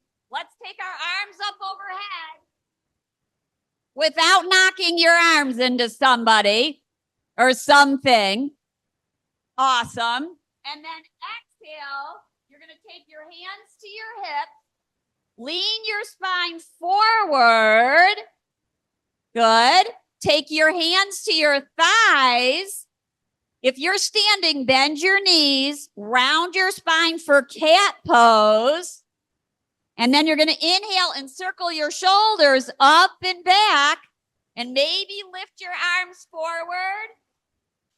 Beautiful. Push down through your feet, whether you're seated or you're standing. Inhale, rise up. Awesome. Exhale, hands at your heart. That is a sun salute. We salute you. All right. One more pose. One more pose. It's a warrior pose. So this can be done seated or standing. So you're going to take your feet wide. I know you guys are in street clothes, but it's okay. It's okay. Feet are wide. Push your feet down like you mean it. Like you mean it. Then you're going to turn your right toes out. Yep. You're going to bend your knee over your right ankle and heel. You are strong warriors. Strong MS warriors. Then extend your arms out in a T, one or both arms. Good. Are you breathing? I'm not sure you guys are breathing. Take an inhale and an exhale. Such strength, such strength. I'm feeling it through the internet and in this room. All right. Come on out of it. Straighten the right leg. Yeah, bring your feet together. I saw that, a little wiggle. You might jiggle your hips around. You know what? We can't be lopsided. You're going to have to do the other side. I said one pose, but we have to do the other side. So big, wide stance. Big, wide stance. And then you're going to take your left toes out towards the left and bend your left knee over the ankle and heel. Now, notice there's 3 different poses here. They're all warrior variations. They're all perfect. There's either everything is perfect in yoga or nothing is. And everything is perfect. You are perfect in your warrior poses. Gaze over your left fingertips like you mean it. Like you mean it. You're peaceful warriors. You're peaceful. You could attack, but you're not going to because you're peaceful. Take a breath in and a breath out. Bring your feet back forward and towards each other. So how about it? Let's say thank you to namaste to our 3 wonderful special students that came up here today. Look at George. He's got this huge smile. Any questions? Is there a second mic? No. Any questions in the audience, online or in this room? How many of you are going to start doing adaptive yoga? You better raise your hands. Don't just sit there. I'm not kidding. You're not getting dessert unless you raise your hands. I am not kidding. Everybody raise their hands up. Yes, you can do it. You can do it.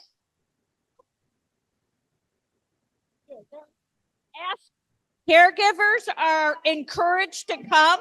The only problem is you can't sit on the sidelines. You have to join in. So be ready to join in our class. Nobody sits on the sidelines. Hey, are you guys all breathing? Yes, you are? Well, then you're already doing the foundation of yoga. We'll see you in class. Right, Sean? You guys can all come and sing happy birthday to Sean tomorrow.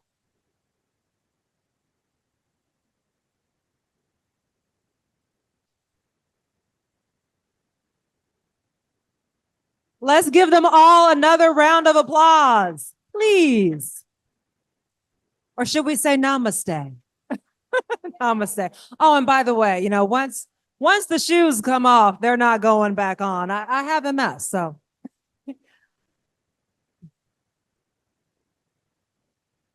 Is everyone feeling stretched out and warrior-like?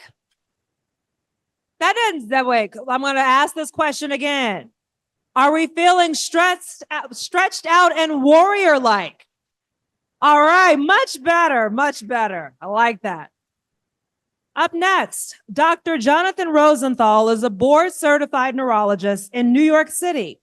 He completed his Bachelor of Science degree in neuroscience at NYU, his Doctor of Medicine at NYU School of Medicine, his residency in neurology and position as chief resident at NYU Hospital, Bellevue Hospital, and the Manhattan VA, and is currently completing a fellowship in clinical neurophysiology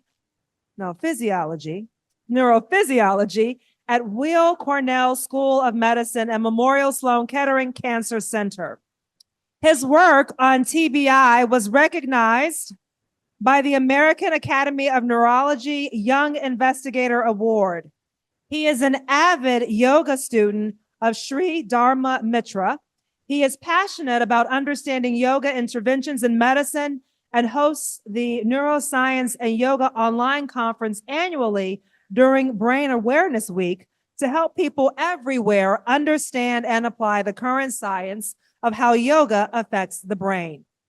Please welcome Dr. Rosenthal, who is joining us virtually from New York and speaking about research on yoga interventions for MS. Welcome, Dr. Rosenthal. Hello, everyone there in Illinois. Are you able to hear me well?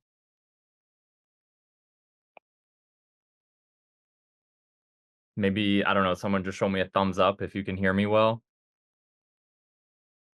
Okay, I see some thumbs up from people online, so I think that means it's a thing. Is everyone able to see my slides?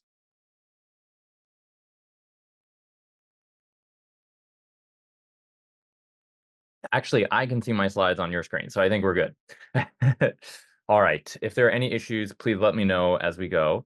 But thank you for that kind introduction. It is so nice to be here presenting. And thank you to MIndy and the whole Yoga Moves MS team. You guys are amazing. You're doing awesome work, and I really appreciate the opportunity to be here. I hope you'll get a lot of scientific insight and inspiration and practical tips out of this presentation. And as was mentioned, I'm presenting live from New York. And I just have to say, the reason I'm so excited about this and the reason I'm so passionate about understanding how yoga affects the brain is we live in a time when science misinformation runs rampant, especially on the internet. And so my mission here is to really share high quality scientific data and reasoning so that you can sift through some of that noise and truly understand what the scientific literature is saying about yoga. And so the title of this talk is Yoga and Multiple Sclerosis. And it's just important to say this. I have no financial disclosures. I don't own any stock in yoga companies.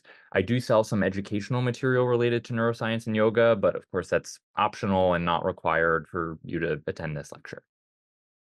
Okay. So an overview of what we're going to go over so you can have your expectations well calibrated. So we'll go over quickly what really is yoga, what are the core components of yoga, and how does that change when we talk about yoga in scientific research? And then we'll dive into some specific components of the MS population. So symptoms and things that people with MS deal with, and how yoga has been studied for them. And then finally, we'll end with some limitations and practical takeaways and where to learn more. And I hope to leave time for questions, so I'm going to be as efficient as possible. But yeah, as you're going through, as you're listening to this presentation, please jot down your questions. Okay, so let's start with an introduction to yoga. So when you think of yoga, what comes to mind? I think you just had a yoga session before this, but just think in your head, what does yoga look like to you? Well, when I Google this, this is what I get. And this is really just fit young people in tight pants. This is not really what yoga is. And so just to be very clear about what yoga is, it is an ancient practice that was initially designed to bring health, mental sharpness, and ultimately a settled mind so that the practitioner could shift their identification from the body and mind to something called the higher self, which is like the nectar of consciousness. And yoga came about in parallel to Hinduism and Buddhism, but yoga itself is a secular practice, and the goal is self-realization. And fitting with that, there are 8 components of yoga, and these are those 8 main parts as first described by Patanjali in the Yoga Sutras, probably written in the 400 CE or AD. And so those 8 components are ethical rules, so how you treat other people, and those include compassion and truthfulness, non-stealing, and then also how you treat yourself. So these are the personal observances, which include discipline and cleanliness and contentment and devotion and an element of surrender in everything you do. And people are very surprised to learn this about yoga, right? People really associate yoga primarily with the postures, maybe the breath control, and also meditation, right? But leading up to meditation, there is withdrawal from the senses, which is kind of directing your attention inwards, sustaining your attention, so concentrating on something, and then even sustaining that for a long time, which is when it becomes meditation. And that's ultimately how someone achieves that state of union. Okay, so just to emphasize, yoga really doesn't look like those pictures. And looking at these practices, you can really see that yoga is supposed to be for everybody. And there are ways to adapt yoga to everyone. There's chair yoga for people who may have mobility limitations. There's yoga that's just singing. This is called bhakti yoga. There's also yoga that's going around doing good deeds for people. This is called karma yoga. And so there's really meant to be a type of yoga available to everyone in every age group and with every disease type. In the scientific literature, this changes a little bit. It's not all of those components that get represented in the interventions. So usually in the scientific literature, yoga is defined by postures, breathing, relaxation, and meditation. And this is changing to some extent where some of those philosophical elements are included. But this is important to state because now we know any of the results I'm going to go over included these 4. And so these 4, when put together, lead to the effects we're going to go over. And with regards to the MS population, it's actually really, really important to talk about this also because for the longest time, like maybe up until the 1980s and 1990s, it was actually recommended for patients with multiple sclerosis to rest, to not participate in exercise. And this is because of kind of a misapplication of this phenomenon called Uthoff's phenomenon. Is everyone familiar with Uthoff's phenomenon? I can't really hear you, so I won't get the feedback to know. But so Uthoff's phenomenon is when heat exacerbates MS symptoms. So sometimes patients with MS will go out into a hot summer day and really feel their fatigue, their pain, their spasticity worsen in that setting. It could even be a hot shower, but usually it's heat that triggers this. And so the thought was exercise makes you heat up, so it might trigger Uthoff's phenomenon, and so we should not recommend exercise for patients with MS. And of course, like hot yoga or heated exercises could really do that. But the research has really, really changed to the point now that tolerable exercise is universally recommended for patients with MS. And then the last thing to note about yoga in the scientific literature is that these practices have been found to be safe with minimal risk of harm. So the last thing you want to do is recommend yoga to someone and actually worsen, maybe even trigger an exacerbation of multiple sclerosis.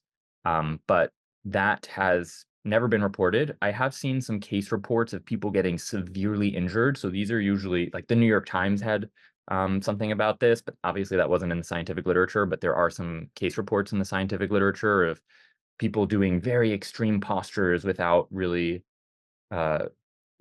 guidance from a teacher, and then getting fractures of bones or tearing of blood vessels, right? And so those are really severe adverse outcomes. But when yoga is studied in randomized controlled trials taught by a well-credentialed teacher, I've never seen a severe adverse outcome. I've seen minor things like soreness and temporary joint pain come up, but I've never seen a severe injury.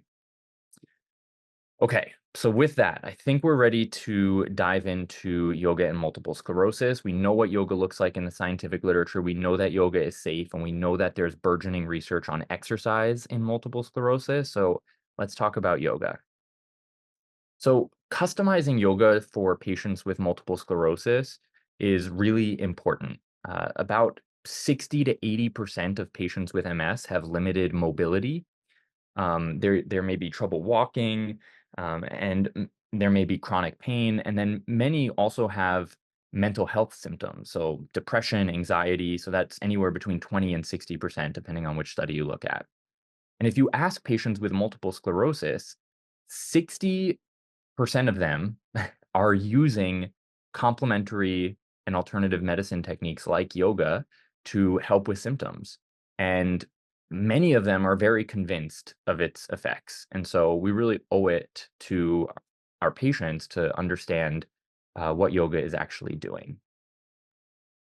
So this is just taken, this is like a screenshot from PubMed, which is one of the main databases on scientific literature. And you can see from 1994 to 2024, and there were no studies before 1994, there are 112 total studies published on yoga and multiple sclerosis. In 2023, there were 11 studies added to this.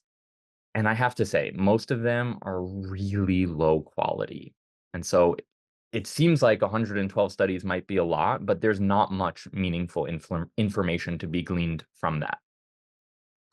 And I actually won't even report most of these 112 studies because I don't have confidence in their results. This is compared to yoga literature in general. And so you can see that yoga literature is way more developed than just the literature on multiple sclerosis and yoga. In 2023, there were 853 studies published on yoga.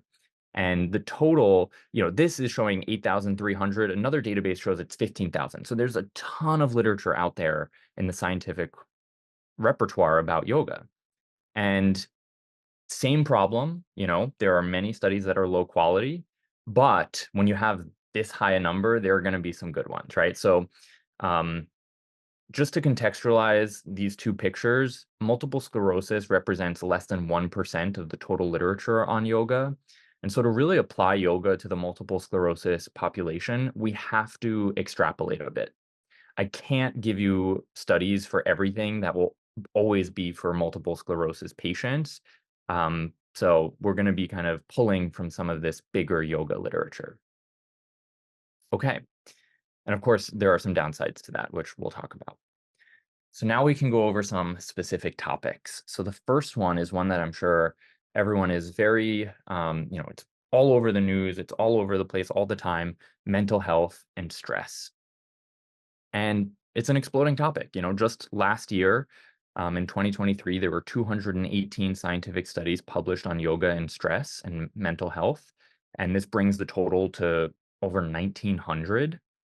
And it makes sense. Stress is really prevalent in our lives, and it makes the cover of leading magazines because of this. So I just have to ask you, how do you define stress?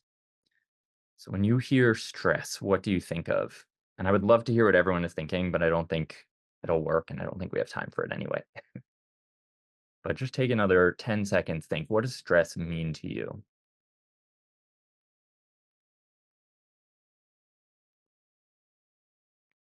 Okay, well, according to the scientific literature, and I think this is really going to change your view on stress, stress is about deploying resources.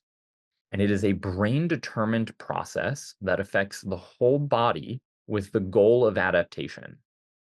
And so this picture is a summary of how the stress system works. And you'll notice the whole goal is adaptation. And this is from one of my favorite review papers on stress physiology. So at the top, we have stressors, which are kind of the triggers that activate the stress system. And physical stressors can include things like infections, injuries, or hunger. And psychological stressors can include things like deadlines, financial strain, or grief. And both of them are kind of calculated in the brain to determine how many resources should I deploy for this. And then that is communicated to the body through the hypothalamic pituitary adrenal axis or the sympathetic adrenal medullary axis. And this one is really a hormonal system. This one ends in cortisol. And this one is really a nervous system, like it operates through nerves. And so this one is very, very fast. And then from there, it targets every organ in the body and also feeds back into the brain. And so in the body, it can change things like energy metabolism, the immune system, digestion, reproduction. In the brain, it can affect things like changing what proteins are expressed, how they are put in membranes, how new parts of cells are built, even the immune system of the brain. And all of this ultimately affects how neurons fire and how they are plastic, so how they are able to change. And again, all of that feeds into ultimately adaptation, so adjusting to that stressor and surviving. And so when we're thinking about stress, we really want to measure every part of this. And that's why I'm showing you this, so that you see like, okay, these are the kind of like check boxes we need to go off as we're thinking about how yoga might affect stress. And stress really does matter. It has enormous impacts on our health. The literature on that is, unequivocal, and I think we all experience that. But at the same time, stress can also be really, really good. I mean, you hear in the common parlance, like good stress and bad stress. Well, good stress is the stress that results in adaptation. And bad stress is the one that actually is maladaptive and ultimately impairs function. And at its worst, it can result in psychiatric diseases like anxiety and depression, most commonly, but also medical diseases like high blood pressure, high cholesterol, heart disease, and strokes. And for patients with multiple sclerosis, they often describe that stress is a trigger for not necessarily a flare of MS, like a new immune attack, but just like an exacerbation of symptoms. So when we look closer at the brain, thinking about how the brain is deciding what is stressful and what is not, this is the network that really seems to be responsible for that. And I just want to make sure everyone is taking notes because there's a quiz on this at the end. I'm just kidding. There's no quiz. But the point of this complicated slide is just to impress on you that, each line of this diagram is someone's whole PhD. Like they could dedicate their whole career to just understanding one of these lines. So this is decades of work put together trying to understand how the brain determines what is stressful. And what we know about yoga, and I'll show you some of these data, is that it seems to be really working in how parts of the brain, like the prefrontal cortex, communicate with other parts of the brain, like the amygdala, to determine what is stressful. And in other words, it's like goal-oriented reasoning is able to dampen down the stress response. Of course, other interventions do this too, like psychotherapy and cognitive behavioral therapy and so many more. And it's important to compare yoga to those to really know how effective yoga is, and you'll see some of those studies. But one thing to note is yoga is a lot cheaper than therapy. Okay, so this is the first study we're going to look at. And this is a meta-analysis, which is the highest level of evidence in science. And what it does is it mathematically combines many other studies to come to one conclusion. Now, when you're doing this, you have to choose the studies carefully. You have to choose good studies, because if you choose bad studies, we just say it's garbage in, garbage out. So this meta-analysis, they were very careful to include only high-quality studies that compared yoga to an active control. So comparing yoga to something like health education, stretching, psychotherapy, or aerobic exercise. And they looked at many of the measures of stress from the diagram we were looking at before. So cortisol, blood pressure, heart rate variability, fasting blood glucose, cholesterol, low-density lipoprotein. And they ultimately included 42 studies in their analysis. And so what did they find? Well, I'm just presenting a summary. So the whole paper looks like this, and I didn't want to overwhelm your eyes with too many of these charts.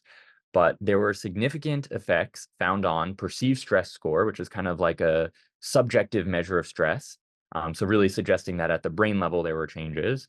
Waking cortisol, so that was that hypothalamic pituitary adrenal axis system.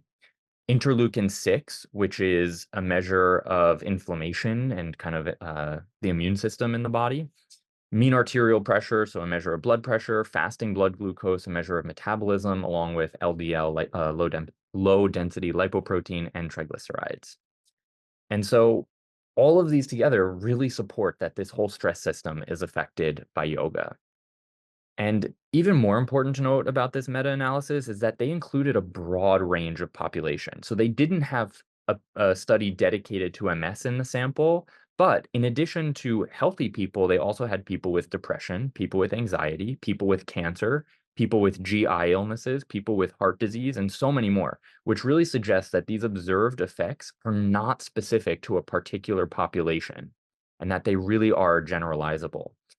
Also, these effects are greater than the active controls. So most commonly, that was exercise, therapy, or health education. And so yoga seems to be more effective than those. So yeah, really powerful study. And we were talking a little bit about how yoga probably works by affecting brain networks. Well, this is one of the best systematic reviews of all the literature on neuroimaging in yoga.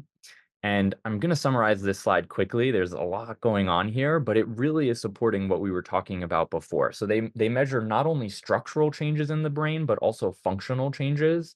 So in other words, they looked at not only the size of different brain regions, but also how much blood flow they were getting or how much glucose they were taking up with different imaging techniques, and really showed that yoga increased activity in those frontal parts of the brain, which then resulted in them even growing in some instances, and then suppressed activity in some of those stress networks like the amygdala. And again, in certain instances, the amygdala was smaller.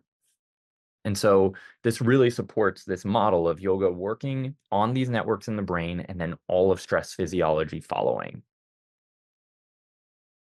And if we apply this to mental health, this is from a review paper really from a while ago, and there are even more studies now, but this systematic review and meta-analysis is pretty powerful, showing that for depression, yoga compared to usual care, so psychotherapy and medication, yoga was more effective. Yoga versus relaxation, yoga was more effective. Yoga versus aerobic exercise, yoga was more effective. And for anxiety, yoga versus usual care, yoga was just as effective, and yoga versus relaxation, yoga was more effective. And so really powerful findings that all suggest that across a broad range of populations, yoga affects the stress physiology, and this can have benefits for mental health. Okay, but those were all studies that had people doing yoga a few times a week for 6 to 24 weeks. So what they do in this review paper is they're looking at only a single practice. So doing yoga once for 30 to 60 minutes, and they show that yoga actually reduces stress reactivity, meaning that yoga was protective against future stressors, just a single session. And the last thing I want to show you from this stress and mental health work is, does it matter if you like yoga? And what they did in this study is they had people in two groups, either the ones who got to choose whether they did yoga or not, and the ones who were forced to. And what they showed is that it didn't matter. Whether you were forced to do yoga or you chose to do yoga, the outcomes were the same. So it doesn't really seem to matter if people like it. Okay, so just a reminder, please jot down your questions. We'll move on to yoga and fatigue. And I promise the next few sections are a bit faster. So this is really one of the only things we have on yoga and fatigue right now. And fatigue is a really common symptom in multiple sclerosis. And for this review paper from Holger Kramer, they are comparing yoga versus usual care, which is, usual care was just continue what you're doing in the studies, don't change anything, and comparing it to aerobic exercise. And you see that yoga was better than not really doing anything else, but it was just as effective as aerobic exercise.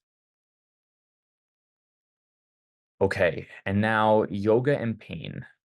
So the published research in the MS population is so weak that I'm actually not willing to present any of the studies.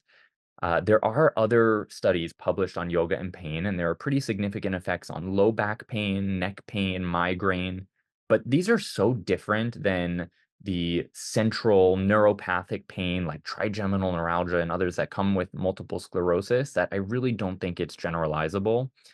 So we don't have good evidence right now on yoga for pain. Though, of course, you could extrapolate and say, if yoga improves stress and improves sleep and other features in multiple sclerosis, it might improve pain. Those are all speculative. Okay, so now cognition. So this is where we can talk about some really interesting things. And I'm going to present mostly on the population in general rather than a multiple sclerosis specific population, but these are likely generalizable. So we'll start with working memory. And working memory is really what you experience when you're trying to remember a phone number or keep something in mind, for a short time. And one way to measure this is this test called the NBAC. And so this study from Dr. Jeanie Cote was using the NBAC and comparing yoga to aerobic exercise.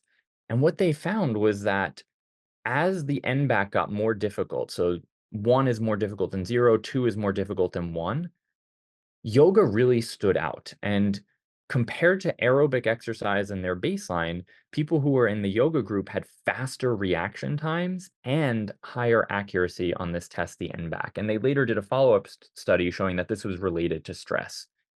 So people who had more stress reduction, so improvements in stress, had more improvements in these cognitive tasks.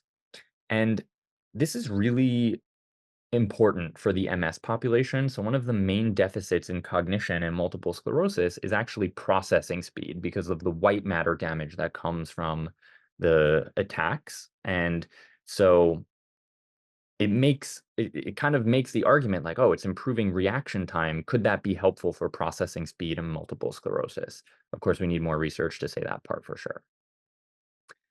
And the NBAC really relies on the prefrontal cortex. So all working memory relies on the prefrontal cortex. And that comes from this study from 1971 that I won't spend too much time on. And what this really tells us is, again, that yoga is really working on these prefrontal cortical networks if it's helping the NBAC. And we talked about the NBAC, but there are many other measures of what we call fluid intelligence, of which working memory is a part. And just in an aging population, working memory tends to decline. So you can see as people age, this is just normal, healthy controls. Their fluid intelligence declines with age.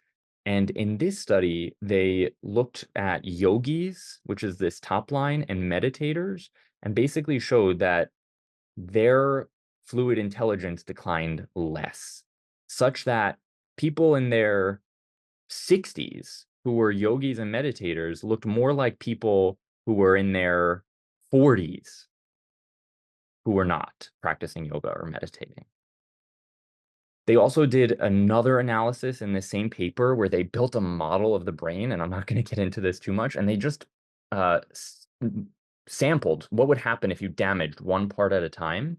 And the yogi and the meditator brains held up to that damage better. And so they were suggesting that according to this model, brain resilience was improved by these practices. And you could see how this would apply to a multiple sclerosis population. So if there's damage to particular regions with attacks, with multiple sclerosis attacks, having this brain resilience would be really helpful. In terms of long-term memory, so long-term memory occurs when this part of the brain, the hippocampus, recognizes the co-occurrence of many different features across the rest of the brain and then connects them. So it might say, oh, if this person is in this location at this time, it means that they want a donut. I don't know why I came up with that example, but this whole process of encoding, so recognizing that connection and then retrieving and ultimately consolidating it. Consolidating means you actually store it among connections in the brain independently of the hippocampus. All of this depends on being able to pay attention to the things you're trying to remember, and then consolidation really depends on getting good sleep. And the study that I'm showing here is from people I know personally, Julia Basso and Alexandra McHale, and they did this study where they randomized people to either listen to a podcast or do a meditation every day. And the people in the meditation group had significantly improved memory scores compared to the control. And if we look at this on a molecular level, there's this signaling molecule, brain-derived neurotrophic factor, which is responsible for many of the neuroplasticity changes that happen in the brain. And if we look at this molecule in people who practice yoga, so this was a very intense yoga study. They had people practicing 6 days a week. I think it was, I forget how many months, 3 or 6 months. It was a very long time. It was 3 months. I have it written down. And so what they showed here is that brain-derived neurotrophic factor was much higher after doing the yoga intervention, such that the people in their 40s and 50s looked like people in their 20s. Again, kind of like that 20-year improvement that we saw before with the fluid intelligence. And this also manifests anatomically, so similar to that neuroimaging paper we looked at before. This was actually one of the studies included in that. And they showed that with yoga practice, the left hippocampus, which was much larger, again, suggesting that long-term memory could be improved. And if we look at this with regard specifically to the MS population, for cognition, there were really only 2 studies that were done, and there doesn't seem to be any difference between yoga and exercise because these lines overlap, though there may be a trend. We need more studies to really get the definitive answer on this. In terms of quality of life, this is a huge mess, and I don't think we have great data on yoga improving quality of life for patients with MS, though, of course, anecdotally, many people report that. But this study is all over the place, and you can see how many different analyses they did. So anytime you have a study where they're doing the same analysis multiple times, comparing things, you just increase the chances of false positives when you do that. And so I'm a little bit skeptical of this one. The last one I'll show is yoga and neurogenic bladder. So neurogenic bladder, for anyone who's not familiar with it, is when damage to the nervous system causes dysfunction of the bladder.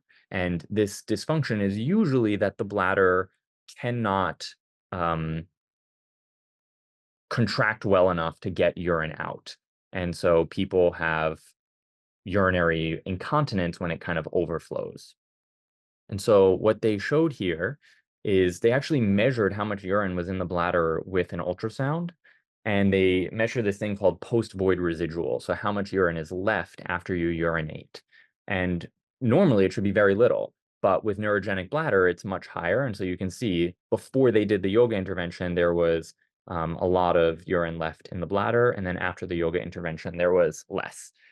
This is a very weak study with a small sample size and no control group, but it's really all we have for this important topic. And for the sake of time, I'll skip this. So, okay, I just have to emphasize, you can see we need a lot more research on yoga for MS currently. So I hope you'll leave this talk with a passion for advocating for that. And of all the studies I presented, no one study is perfect. Many had small samples, many had not diverse enough samples, many of them are even biased. And this is really true in the MS literature, where so many of them don't even have a control group. And so it's really hard to study yoga in the MS population right now. I'm just going to get right to the point. So there are a few practical takeaways that I think we can take from what I've shown you. And so the main components of yoga in scientific studies include postures held for 30 to 90 seconds each, slow and controlled breathing, relaxation, and meditation, and they varied that from 6 to 24 weeks. In the general population, but not as well studied in MS specifically, there's mounting evidence that yoga positively affects stress physiology at every level, including the brain networks that determine stress, the outputs of stress, so cortisol in the autonomic nervous system, and the health results of stress, so blood pressure, inflammation, depression, and anxiety. And then there were even acute effects where a single class was sufficient to reduce stress reactivity.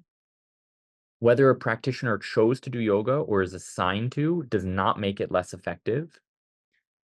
There's growing evidence that yoga improves working memory, so those frontal lobe networks. There is also growing evidence that yoga improves long-term memory and biomarkers of long-term memory. And then yoga improves fatigue as much as aerobic exercise does. The data on quality of life are mixed with yoga, and there's weak early data on yoga for neurogenic bladder. Okay, I tried to give you as much a summary of the literature as I could in 25 minutes. Thank you for bearing with me. I hope I've given you a fair summary. I don't want you to think of yoga as a magic pill or a panacea. It definitely has quantifiable, demonstrable benefits, and it's making its way into the guidelines for many diseases like migraine and cancer. We still have a lot of work before before yoga is in the guidelines for MS. And I thank you so much for your time. I really appreciate you listening and finding interest in this. Please reach out to me at any point if you have any questions. I think the organizers of the conference will have my contact information. And these are the first page of references and the second page of references. And I welcome any questions.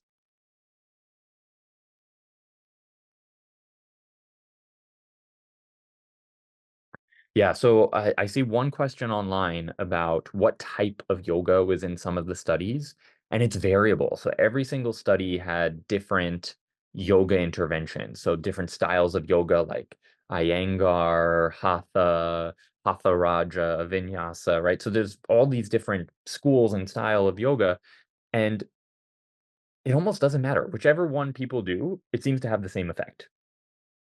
So, sometimes people are always asking, what's the one posture, what's the breathing exercise I need to do to improve my whatever it is? And, we just don't have those answers. And it seems like as long as you're doing yoga, so postures, breathing, relaxation, meditation, it seems to work. Thank you. Are there any other questions? Any questions for Dr. Rosenthal? So Chantal is asking, what can we, the attendees of this webinar and in person, do to help the research on MS? And that's an excellent, excellent question.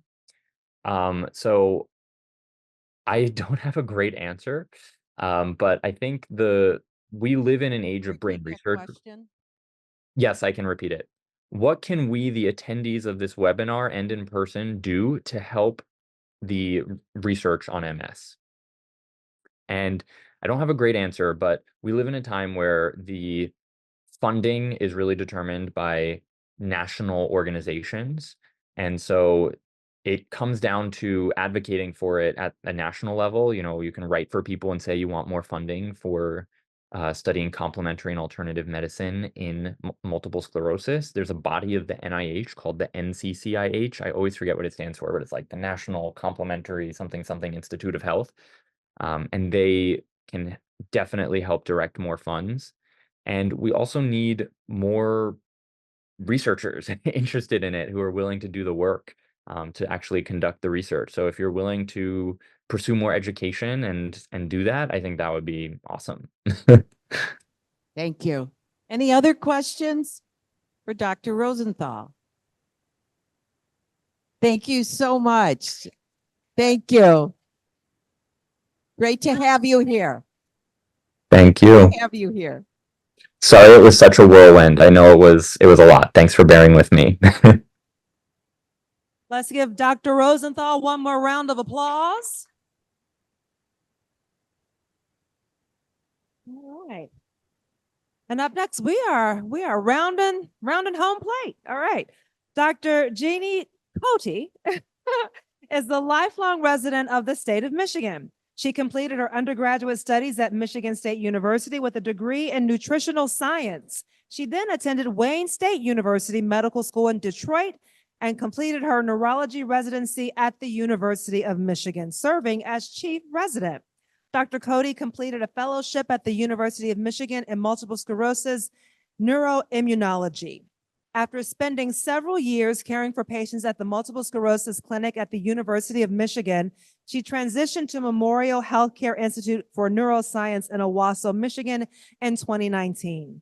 Dr. Cote has special interest in the planning, prenatal, and postnatal care for women with multiple sclerosis and lifestyle and weight management related to neurologic disease. Dr. Cote holds certification in medical acupuncture as well as obesity medicine by the ABOM. Dr. Cote is board certified in neurology and is a member of the American Academy of Neurology, the American Board of Psychiatry and Neurology, and the Academy of Pain Research. And I have to say that I've marked 10 years with MS, and I have to thank Dr. Cote for being my physician and neurologist. So please welcome Dr. Cote, who is speaking on the subject of MS and weight loss.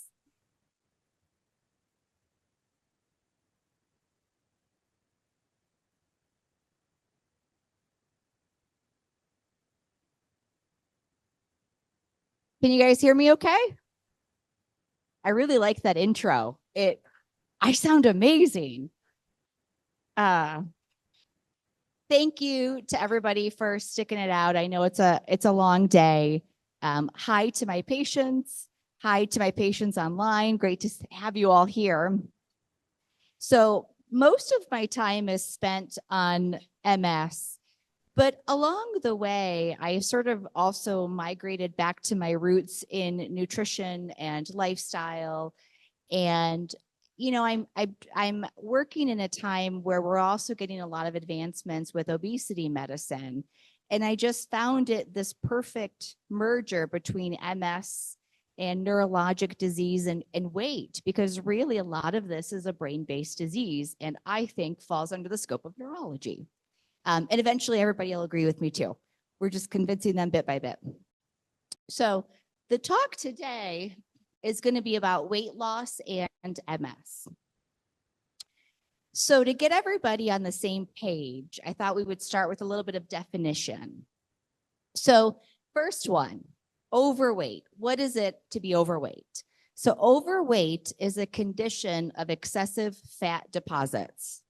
Obesity is a chronic complex disease defined by excessive fat deposits that can impair health. This is really important because I think a lot of people will think obesity and they'll picture a person in their mind. That's not what obesity is. Obesity is a chronic disease. It is the disease of fat tissue where fat tissue is not responding correctly within the body. And we have to start thinking about it as a disease so that we can treat, and like any chronic illness, treat it correctly. So there's not a lot of definitions. This is really the only boring slide. And then lastly, we refer to fat deposits as adipose tissue. So sometimes you'll hear the word adipose, that means fat tissue. So right now, we use something called the BMI to get a guesstimate of if our body is a normal weight or an elevated weight for height. So this is a BMI chart. And on the bottom, you'll see height. And then on the side here, you'll see weight. So if you map me out, I'm 5'2", and I go all the way up. Is there a pointer on this? Haha. So I'm 5'2", and I come in right about here. So I am willingly, openly sharing this information. But I'm going to fall in the overweight category based on my height in size. And that's the formal formula that we use for this. This is not a perfect formula though, because if you carry a ton of muscle, you may have very little body fat and your BMI would suggest that you're overweight or have obesity. And I also love The Rock. He is my favorite. And he's a good example, right? So if you did his calculation, he would come out as obese. Clearly, this man does not have a lot of body fat. So the BMI is a starting point, but it is not always a very sensitive number. So another way that we will look to get a sense of what someone's body is made of is with these body analyzers. So these are really cool. You stand on this little foot platform here. You hold on to the handles, and it takes about 30 seconds. It passes a current through you, and it measures you. And it tells you in each body segment how much muscle, how much fat, how much water. These can be really helpful in really looking inside a person and beyond a number on a scale. Because you all know you can go to a wedding, eat at a buffet, put on 4 pounds in a weekend, right? Half that salt and water and pizza and cake and all of that. And that's not all going to necessarily be clearly represented by the scale because the scale is an insensitive number. These are the types of pieces of information that help us really chronicle really what a body is doing through a weight loss journey beyond just a scale that may not be that accurate. Or if you're working out and you're putting on muscle and you know this because your clothes are fitting differently, but the scale hasn't budged. Again, this is a way for us to look inside and say, well, how much, fat is still there? How much muscle is there? Are you putting on muscle? So these are really great also just in general to get a good baseline of what your muscle status is and use it as a tracking point. I like data. So getting this kind of data and then say going to physical therapy, doing some exercises, watching your numbers improve can be really, really encouraging. So we have this body analyzer at Memorial. It's about $10-15. You just walk in, you can have it done, takes 30 seconds. They keep track. These types of scanners are all over the place. So it's not hard to find one, but if you're looking to have it done, we have one. So this report here is, you'll see here, breaking it down by muscle, fat, weight. It's giving you how much skeletal muscle and how much of that is fat. So for someone who's 135 pounds, 47 was fat, 47 was muscle. And it gives you something nice right here called the BMR, or the basal metabolic rate. And we'll talk a bit more about that. And you'll see here, it's really mapping things out by body segment, which is also really helpful. Most people, if you're right-hand dominant, you're gonna have a little more muscle in that right arm than you would the left side. So why do we have to care about any of this? And when you think about how having dysfunctional adipose tissue, too much adipose tissue, and adipose tissue that's not behaving correctly, right? We said obesity is a chronic disease. It's dysregulation of adipose tissue. Some of it's easy, right? High blood pressure, cholesterol, prediabetes. Your primary care doctors have probably lectured you about some of this stuff. But there's other things too. So in my world, it correlates with sleep apnea. MS already, causes sleep disorders. So that is something that takes, some of our time and focus, making sure we're looking for sleep disorders. Losing weight can treat sleep apnea.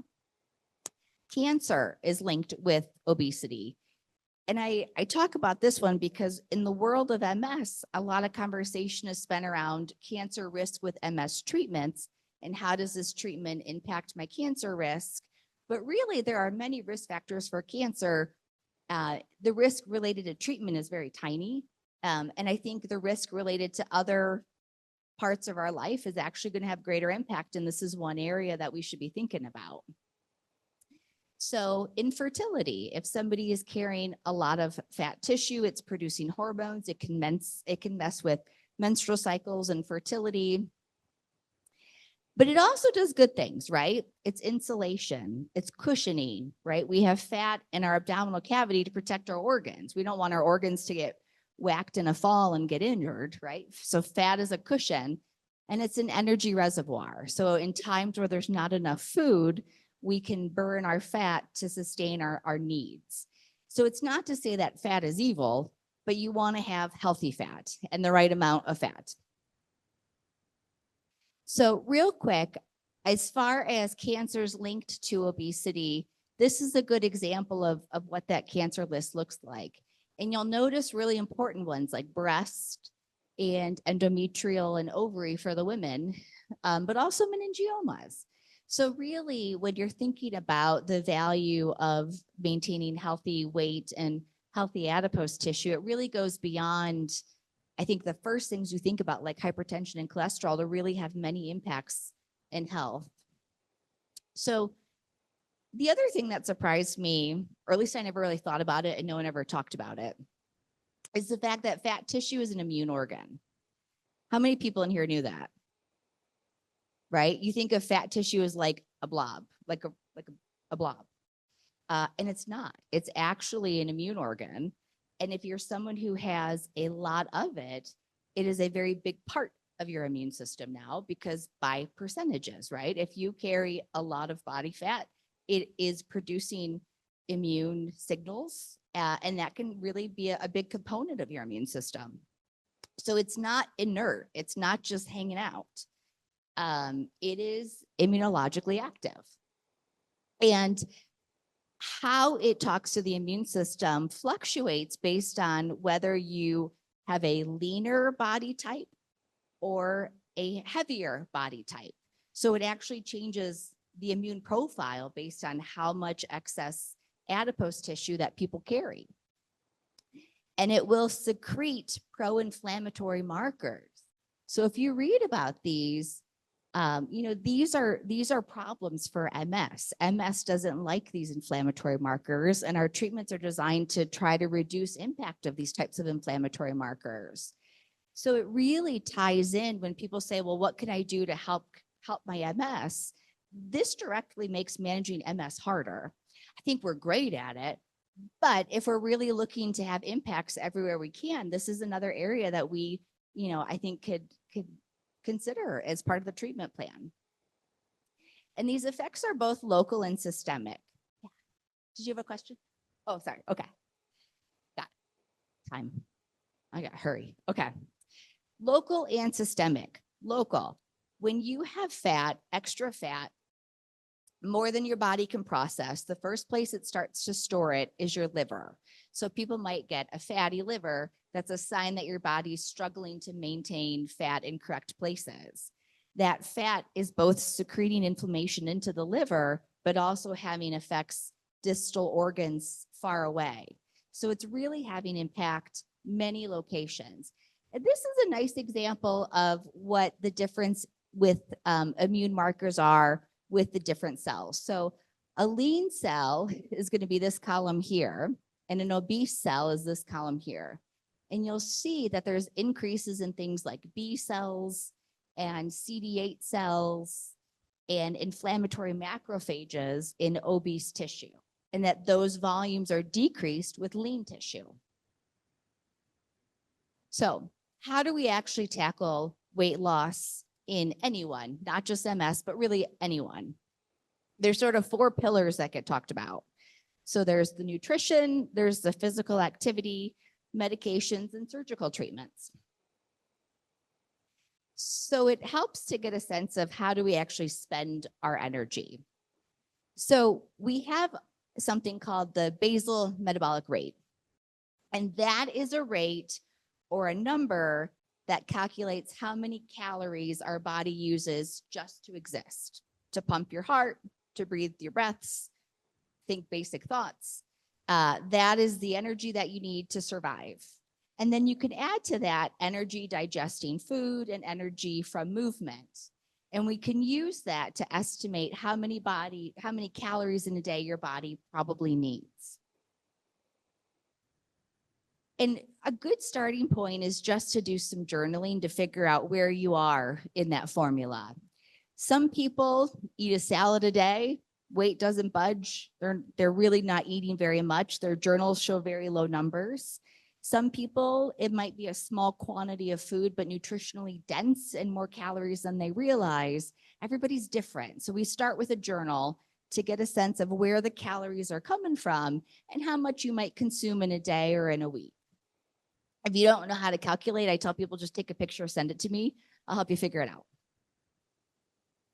And as far as what, I like to know calories, protein, and advanced level is like fat, sugar, carbohydrates. I will happily just accept calories and protein to start with. And this is a nutrition label to show you. Most people might be familiar with this, but there's always some who aren't as confident reading a nutrition label. So up here, you're going to see calories. Down here, you're going to see protein. And this is per serving size. So you have to look how many servings. A big bag of M&Ms, like the share size, is technically 2 servings. So it's not 240 calories. It's like 520, because I do love those. So that one I have memorized. So there is so much published out there about diets and weight loss. Everybody's got the one that they promote. Everybody's got the one that do this, it'll change your life. These are some of the examples out there. In the weight loss world, the difference in weight loss between these diets is negligible. So we're talking differences of 150, 200 calories a day, maybe. Weight loss is really comparable across the board with many of these diets.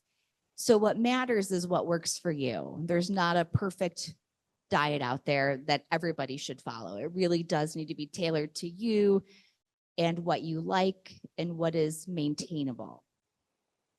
So a general rule of thumb is this is a long-term goal. This isn't, I need to crash diet for 2 weeks and I'm going to reset, my life. This is a daily dedication, and there's days you fall off the wagon, but this is a daily dedication to making these changes. You want to prioritize whole foods. What that means is food that looks like it came out of the earth. If it's been super processed with neon orange cheese dust, that is not a whole food.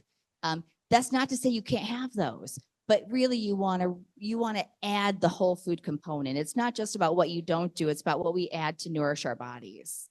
So cutting back on sweetened beverages, cutting back on processed sugars. Brains love sugar, right? It can become an addiction. It can become a craving that you think about. This is where the brain really controls a lot of our cravings and urges, and are we satisfied with what we've eaten? And it can be really hard to resist sugar sometimes because we're designed to want it. Cutting back on dining out and foods that come packaged or processed. So if you shop the periphery of a grocery store and stay out of the aisles, you can avoid a lot of the processed foods. Hydrate, of course. Sleep. This matters so much, and we'll talk a little more about that. You want to hit your vegetable goal. Vegetable is fiber. Vegetable is good for your colon. Vegetables are good for you. And protein. You have to consume a healthy portion of protein when you're trying to lose weight, because we don't want to lose muscle. So protein can come from many different sources, not just red meat.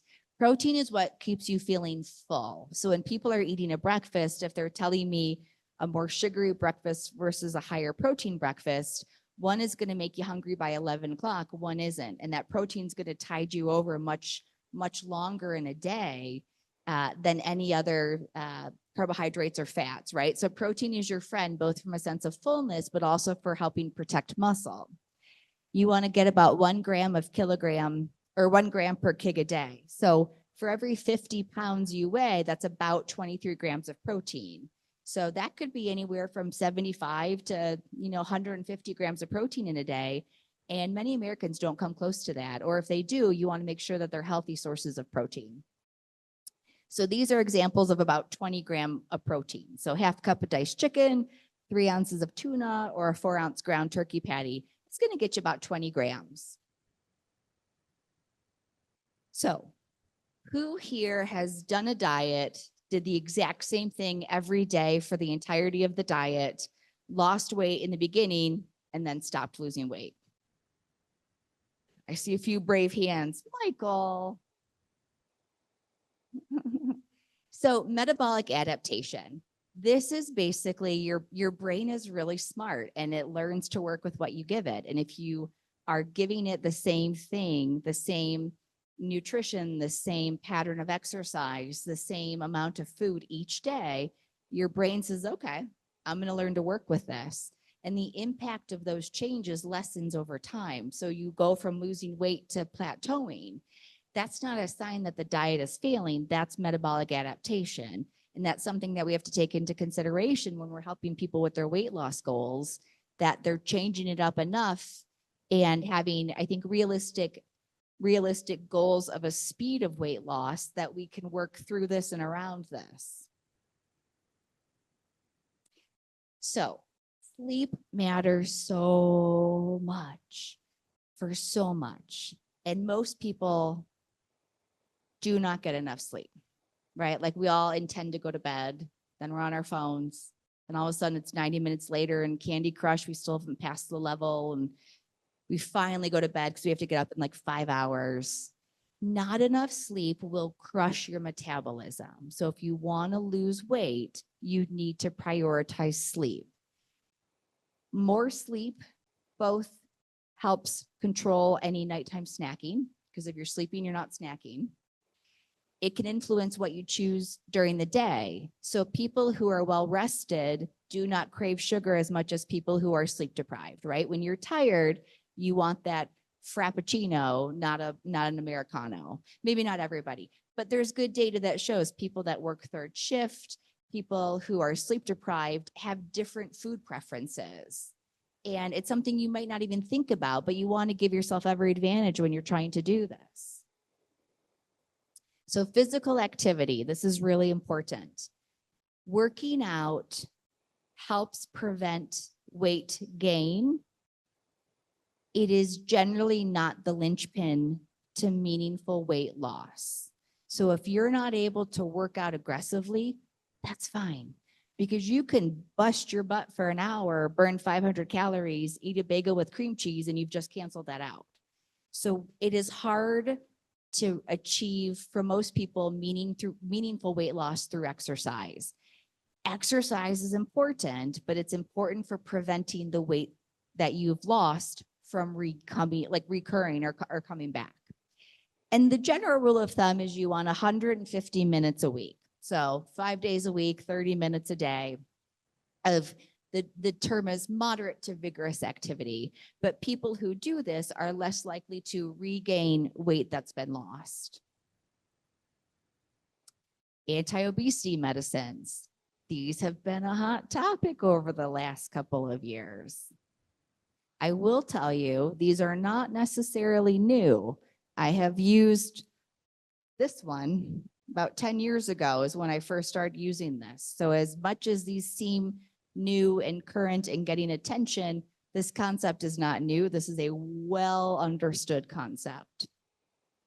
I had a patient who had a brain attack, and it caused something called hyperphagia, which is basically an inability to stop eating. Gained 70, 80 pounds over a few months. I'd never seen it before, and I've never forgotten it. Could not stop swallowing food, no matter what. The time I did the consult, had eaten almost an entire large package of Oreos during that 20 minutes I was with her. Putting her on this medicine shut that signal off in the brain. She was able to stop overeating. The brain eventually healed itself. She lost the weight. She's been stable ever since. And that was probably the first time that I saw the power of what these medications can do and how much of this really does come from the brain. So these are some of the medicines that are FDA approved. Orlistat is the one that helps block absorption of fat. It gives you greasy diarrhea, generally not popular. It used to come over the counter as Xenical. Phentermine mixed with topiramate. For my migraineurs, you all know topiramate. Contrave, which is bupropion mixed with naltrexone, and then the GLPs. GLPs are the shots, right? So those are daily or weekly shots. These are the ones that are getting most of the attention in the news. So here's something that's really irritating. Semaglutide and tirzepatide. These are very effective weight loss medications. If you have diabetes, they are called Ozempic and Mounjaro. If you use them for weight loss, they are called Wegovy and Zepbound. They are the identical medications, but to try to get one or the other, insurance has put these ridiculous restrictions in place that if you have an A1C here, you go this way. If it's here, you go this way. They are the same medication. They just make it more complicated by giving it another name. So one thing that's really important to talk about is sarcopenia. This here is actually from a website from a home care company in Korea, but I loved this slide, so I just wanted to bring this out. So sarcopenia, this picture up here is an MRI of a muscle, young healthy muscle, and a sarcopenic muscle, meaning the muscle is wasted away. Who's at risk? More mature people, not enough protein or calories, sedentary. If you have inflammatory conditions, and the symptoms are trouble basically moving around, and the treatment, resistance training, high protein, those are really the two big ones. People who lose weight too quickly, people with Ozempic face and Ozempic butt and all of those, catchy terms. They're losing weight, but they're losing fat and muscle at the same time. If you want to lose weight, you have to preserve your muscle. We don't want to get weaker. We don't want to be droopier. We want to be healthy and strong. I think most people would agree that that's a goal. And so this is the mistake I see with everybody using shot medications for weight loss, is they're not partnering it with the resistance training and the high protein diet. If you don't change anything else and just take the shot, you're not going to get the best results. If you partner that with a diet that's rich in protein, with resistance training, you're going to get much closer to the idea that you wanted and a healthier way of losing weight while protecting your strength, because we don't want to get weaker. So this is super important. And then lastly, surgical options. I'll touch base really briefly on this. So there's a few different surgical options to assist with weight loss as well. MS patients can have these surgical interventions. Your doctors will work with you to determine if that's an appropriate next step to take. Medications that are coming in the future will be on par with surgical weight loss outcomes. So that's really exciting that we're getting more advances and just more effective treatments. But these are a few that you'll see done. Most importantly, though, people who have the best outcomes are checking in with their doctor frequently about this. So 12 to 26 visits a year give you the best chances of really staying on target and achieving weight loss outcomes. That's a commitment, right? That's not a visit twice a year. Coming in every 2 to 4 weeks to stay on top of this, right? That's a lot to ask of a person. But if you're really wanting to set yourself up to be successful, that's an outcome, right? That helps. This is a marathon, not a sprint. You don't want to lose weight too fast. Half a pound a week might seem like not a lot, but over a year, that's 25 pounds, and that's wonderful. So slow is fine. Not everybody's going to be at the same speed. And I think most importantly, obesity is a disease, not a character flaw. It is not fork to mouth syndrome, as one of my colleagues once called it, and I wanted to punch him in the face. It's not as simple as, I know what I need to do, I just need to do it. Your brain is really powerful. Your brain decides what it wants, and consciously you may want something different. It can be very hard to resist when your brain is asking for something. That's part of the problem with obesity, is the food noise, right? You're thinking about, when's that next meal? What's it going to be? What am I going to order when I go out this weekend? And so it's really not as simple as eat less, move more. It is a complicated illness that has a big brain component. And so that's where really working with a neurologist or someone who's obesity trained to really help you understand why your obesity has occurred and how to best treat it really is going to give you the best outcomes, because this is really not something people should be dealing with on their own. This is a medical condition that you should be working with your physicians with. And hopefully the more we can re-educate people as to the fact that this is a disease that needs chronic treatment like any other health condition, hopefully we can improve outcomes and get people the care that they need. Any questions? All right, I don't know how to decide who goes first. Mindy, can you choose? Okay. Woo.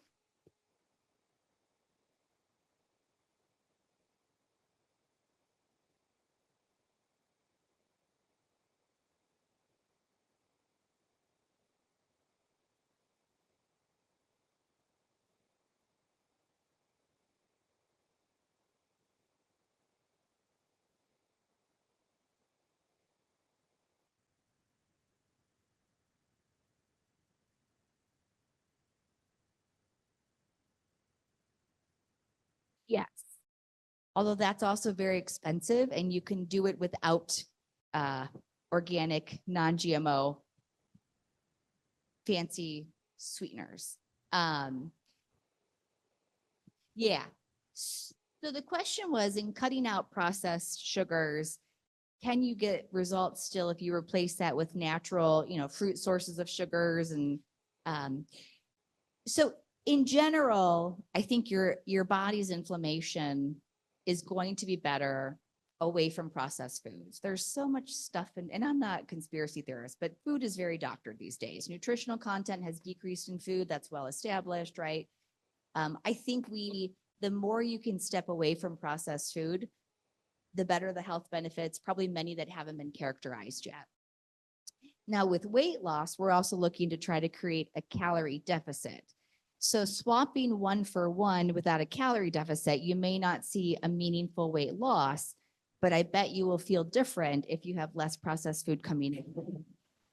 So there's kind of 2 parts to that. So part of it is from the lens of weight loss and part is from the lens of just nourishing your body.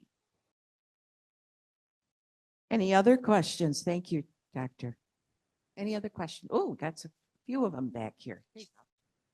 Okay, so on the Oreo person, you said it changed her brain. Yeah.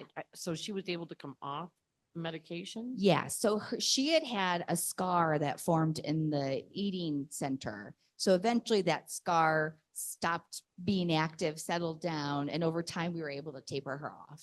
Okay, so is that the same with Ozempic, Mounjaro, all those? So they've done studies looking at discontinuation, and a large percentage of people will regain weight after about 2 years of time. And that is not because they are failing. If somebody had high blood pressure and you got them to goal with blood pressure medicines, you wouldn't say, great, we did it, let's stop them, right? You would continue the regimen that worked. If someone had diabetes and you started diabetic treatment, got them to an A1C, you wouldn't say, okay, good job, let's stop everything. And I think that's the difference with obesity is people think, okay, I'm going to get to a goal and then I'm going to stop everything and I'm going to maintain. And there's a lot of predatory companies out there that will sign you up. They'll do 6 months of coaching, 6 months of drug on a coupon, and then say, great, you know what to do. You have the tools, we're done. And then that weight comes right back. And that is, I think, not really fair to patients because it feels like one more time that they have failed. And it's not that they failed, they weren't given the proper tools to succeed. And that's the difference with medications is we now have tools to treat a disease, but most chronic illnesses, it needs chronic treatment. Doesn't mean the dose couldn't come down or be adjusted, but I think you shouldn't look at it as I'm going to do this with a med and then by myself and then feel bad if that doesn't work. Really, these are meds that are designed to be used long-term. So is that something that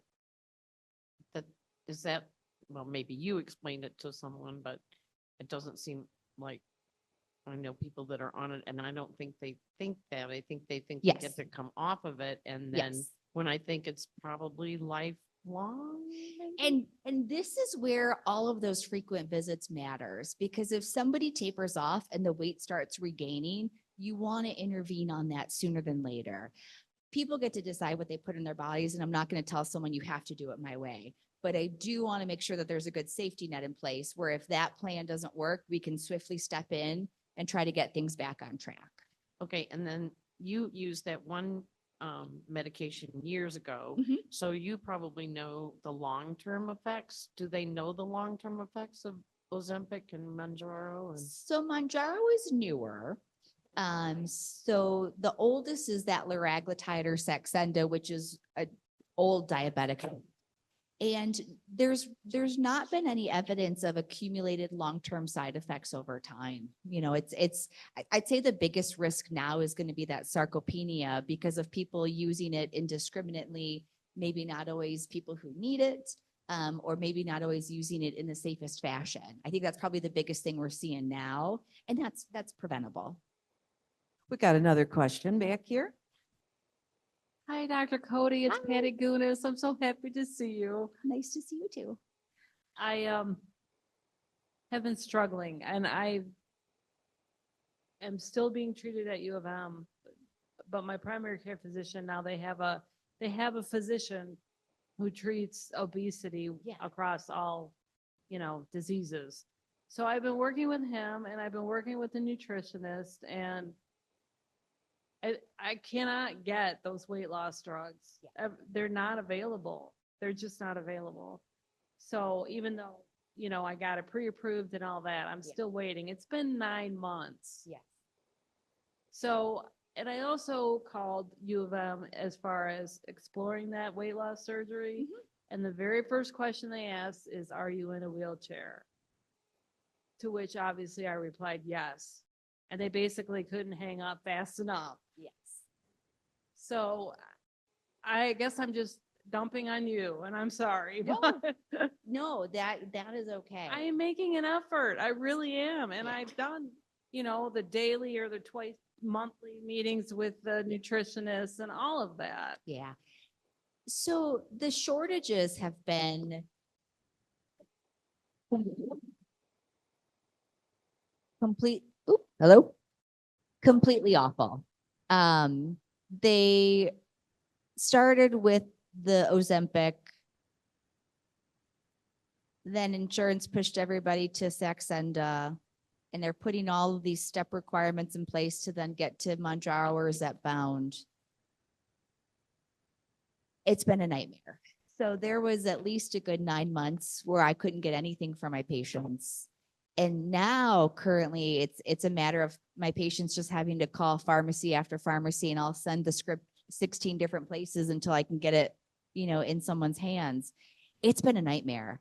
There's not a good solution other than to say the companies are aware, they're changing how they're dispensing the medication in a way that will hopefully help improve access. So like with Zepbound as an example, they're going to create vials instead of one-time use pens that will help improve, access for people. But it's been awful. It really has been a waiting game for a lot of people. And I don't have a good secret insider, tip. They don't really sample those medications, right? They're a long-term commitment. Compounding pharmacies have popped up. So the idea behind a compounding pharmacy is in times of shortages, there's a role for compounding. Compounded medicines have not been studied in the way they're given to you. So when drugs are approved, right, there's a rigorous formula, how it's produced. That's the vetted product. Compounding pharmacies will take an active drug, mix it with something else, and say, here, same thing. Technically not the same thing. When you add other compounds to a medication, you can't always predict how they're going to interact. So in general, the ABOM, and that's the Board of Obesity Medicine, has not recommended compounded supplement or compounded semaglutide or compounded medications at this time. Not to say you won't get offered them or see them out there, but it's hard to encourage someone to use a product that may not be, the product we're hoping for at the right strength, at the right, quality. So compounding is out there. You'll see it. As far as the surgical, MS patients, man, so many times they'll need something and the doc's just like, nope, because of the MS. I'm like, it has nothing to do with that. Sometimes that takes one-on-one conversations to really discuss the case and the risks and the benefits, because the risk in their mind may be a very different risk than the reality. And that, I think, is really on an individual basis. And that's really a one-on-one conversation to say, look, this is their risk. And it might be different than someone in a wheelchair who doesn't have MS, right? There might be more on the line where we have to do this, right? For your independence, to be able to stay home, to stay a one-person assist. These might be really important things. And I think for that, it's really just appealing to that surgeon, figuring out where their concern or barrier is and seeing if you can find a way forward.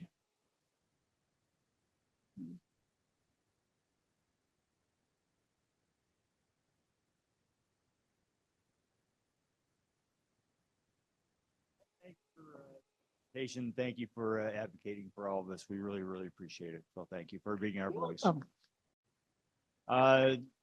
Dietary question, since you're in that, do you have any views on dairy? And then my secondary part is for my morning smoothie shake and things like that, for the protein, I was putting in whey protein, which is quasi dairy. Well, it's part of dairy, but I was wondering whether or not that lumps into the dairy and that's kind of inflammatory, and I kind of cut it out and went to a pea protein or something like that. Any thoughts?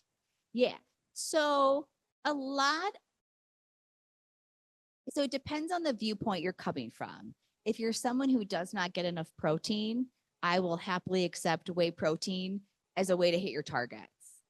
Pea protein is great too. So I think ultimately the goal is you want to make sure you're getting your needs as well as watching what you're taking. So it's not that you can't have these things. You want to hit your goals. So I'll happily accept a protein supplement, a protein powder, if that's what we need to do right now. I think every person's body is different, and you're not going to find giant studies really studying inflammatory effects of some of these different, protein powders.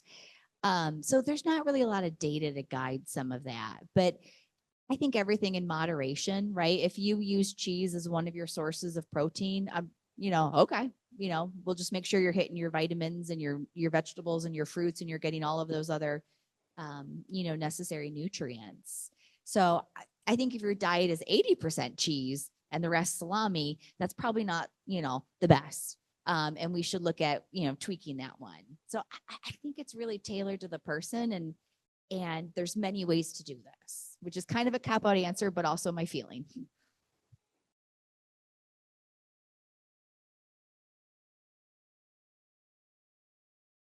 That's it.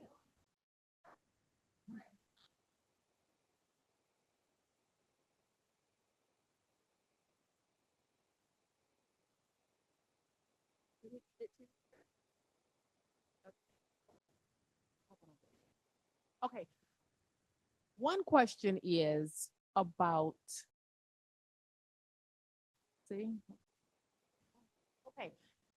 the Mediterranean diet I heard is the best.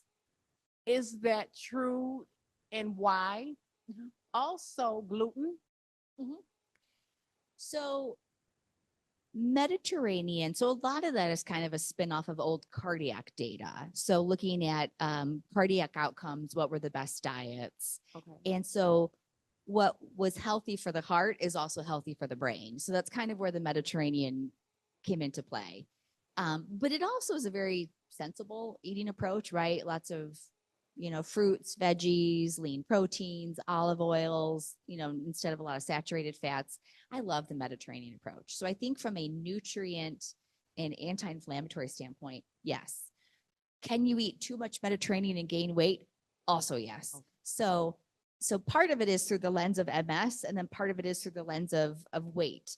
And they're not always going to be the same. Someone might need emergent weight loss for a reason, and we do it in a way that wouldn't be a healthy way long-term, but is critically important in that moment of time to get someone maybe ready for a surgery or, some other health intervention that they need. So I think any diet can go the wrong way if you're consuming the wrong ratios or portions or volumes. But I think Mediterranean is a great approach if you're trying to say, okay, I want to get away from processed foods. I want to start somewhere. Mediterranean cookbooks are a great starting tool, because sometimes people want like a diet totally planned out for them, and nobody wants to eat the same 6 meals the rest of their life. Like that's just not a thing.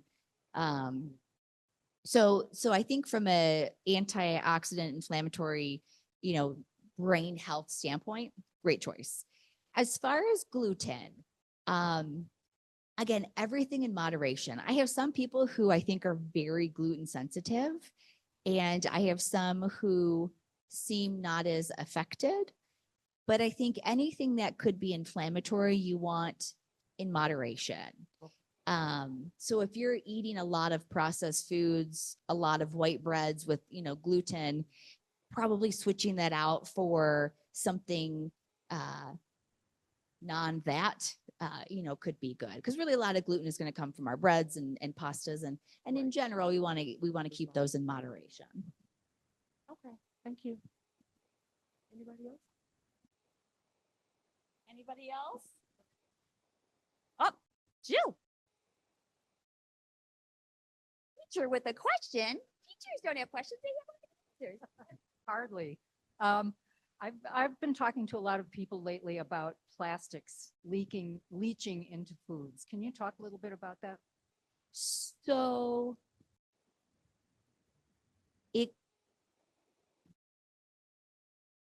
there are evidence of microplastics that can be leached from the products we hold our food in, cook our foods in.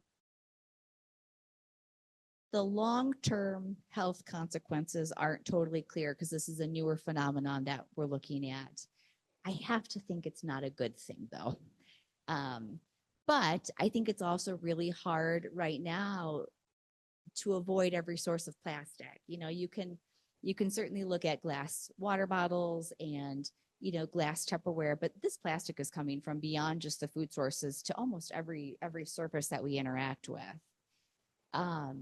So I think any attempts we can to try to minimize excessive plastic use in our life is probably good, but I also think you can only do so much until the world changes, But yes, so there is some literature coming out looking at this, finding traces of microplastics in bodies, and intuitively, I'm thinking that's not good.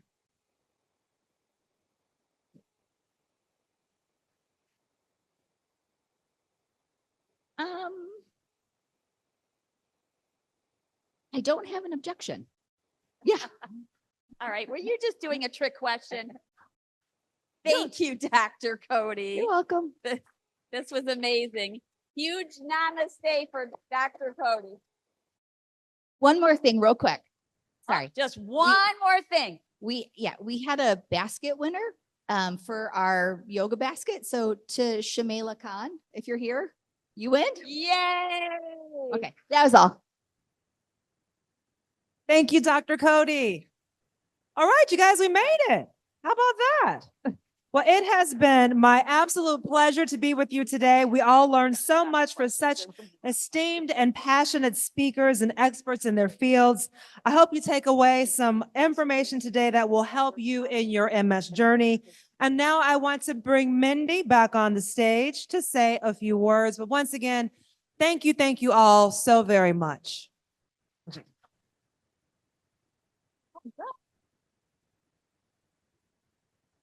What? Yeah.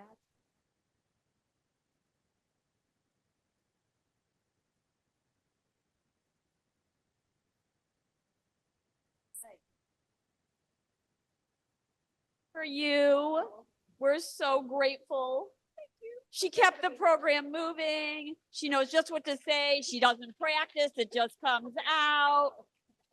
Thank you. This is for you too. We'll talk about it. Okay. All right. We're going to talk about it. You guys have been amazing. I know it's a long evening. I've got 2 microphones.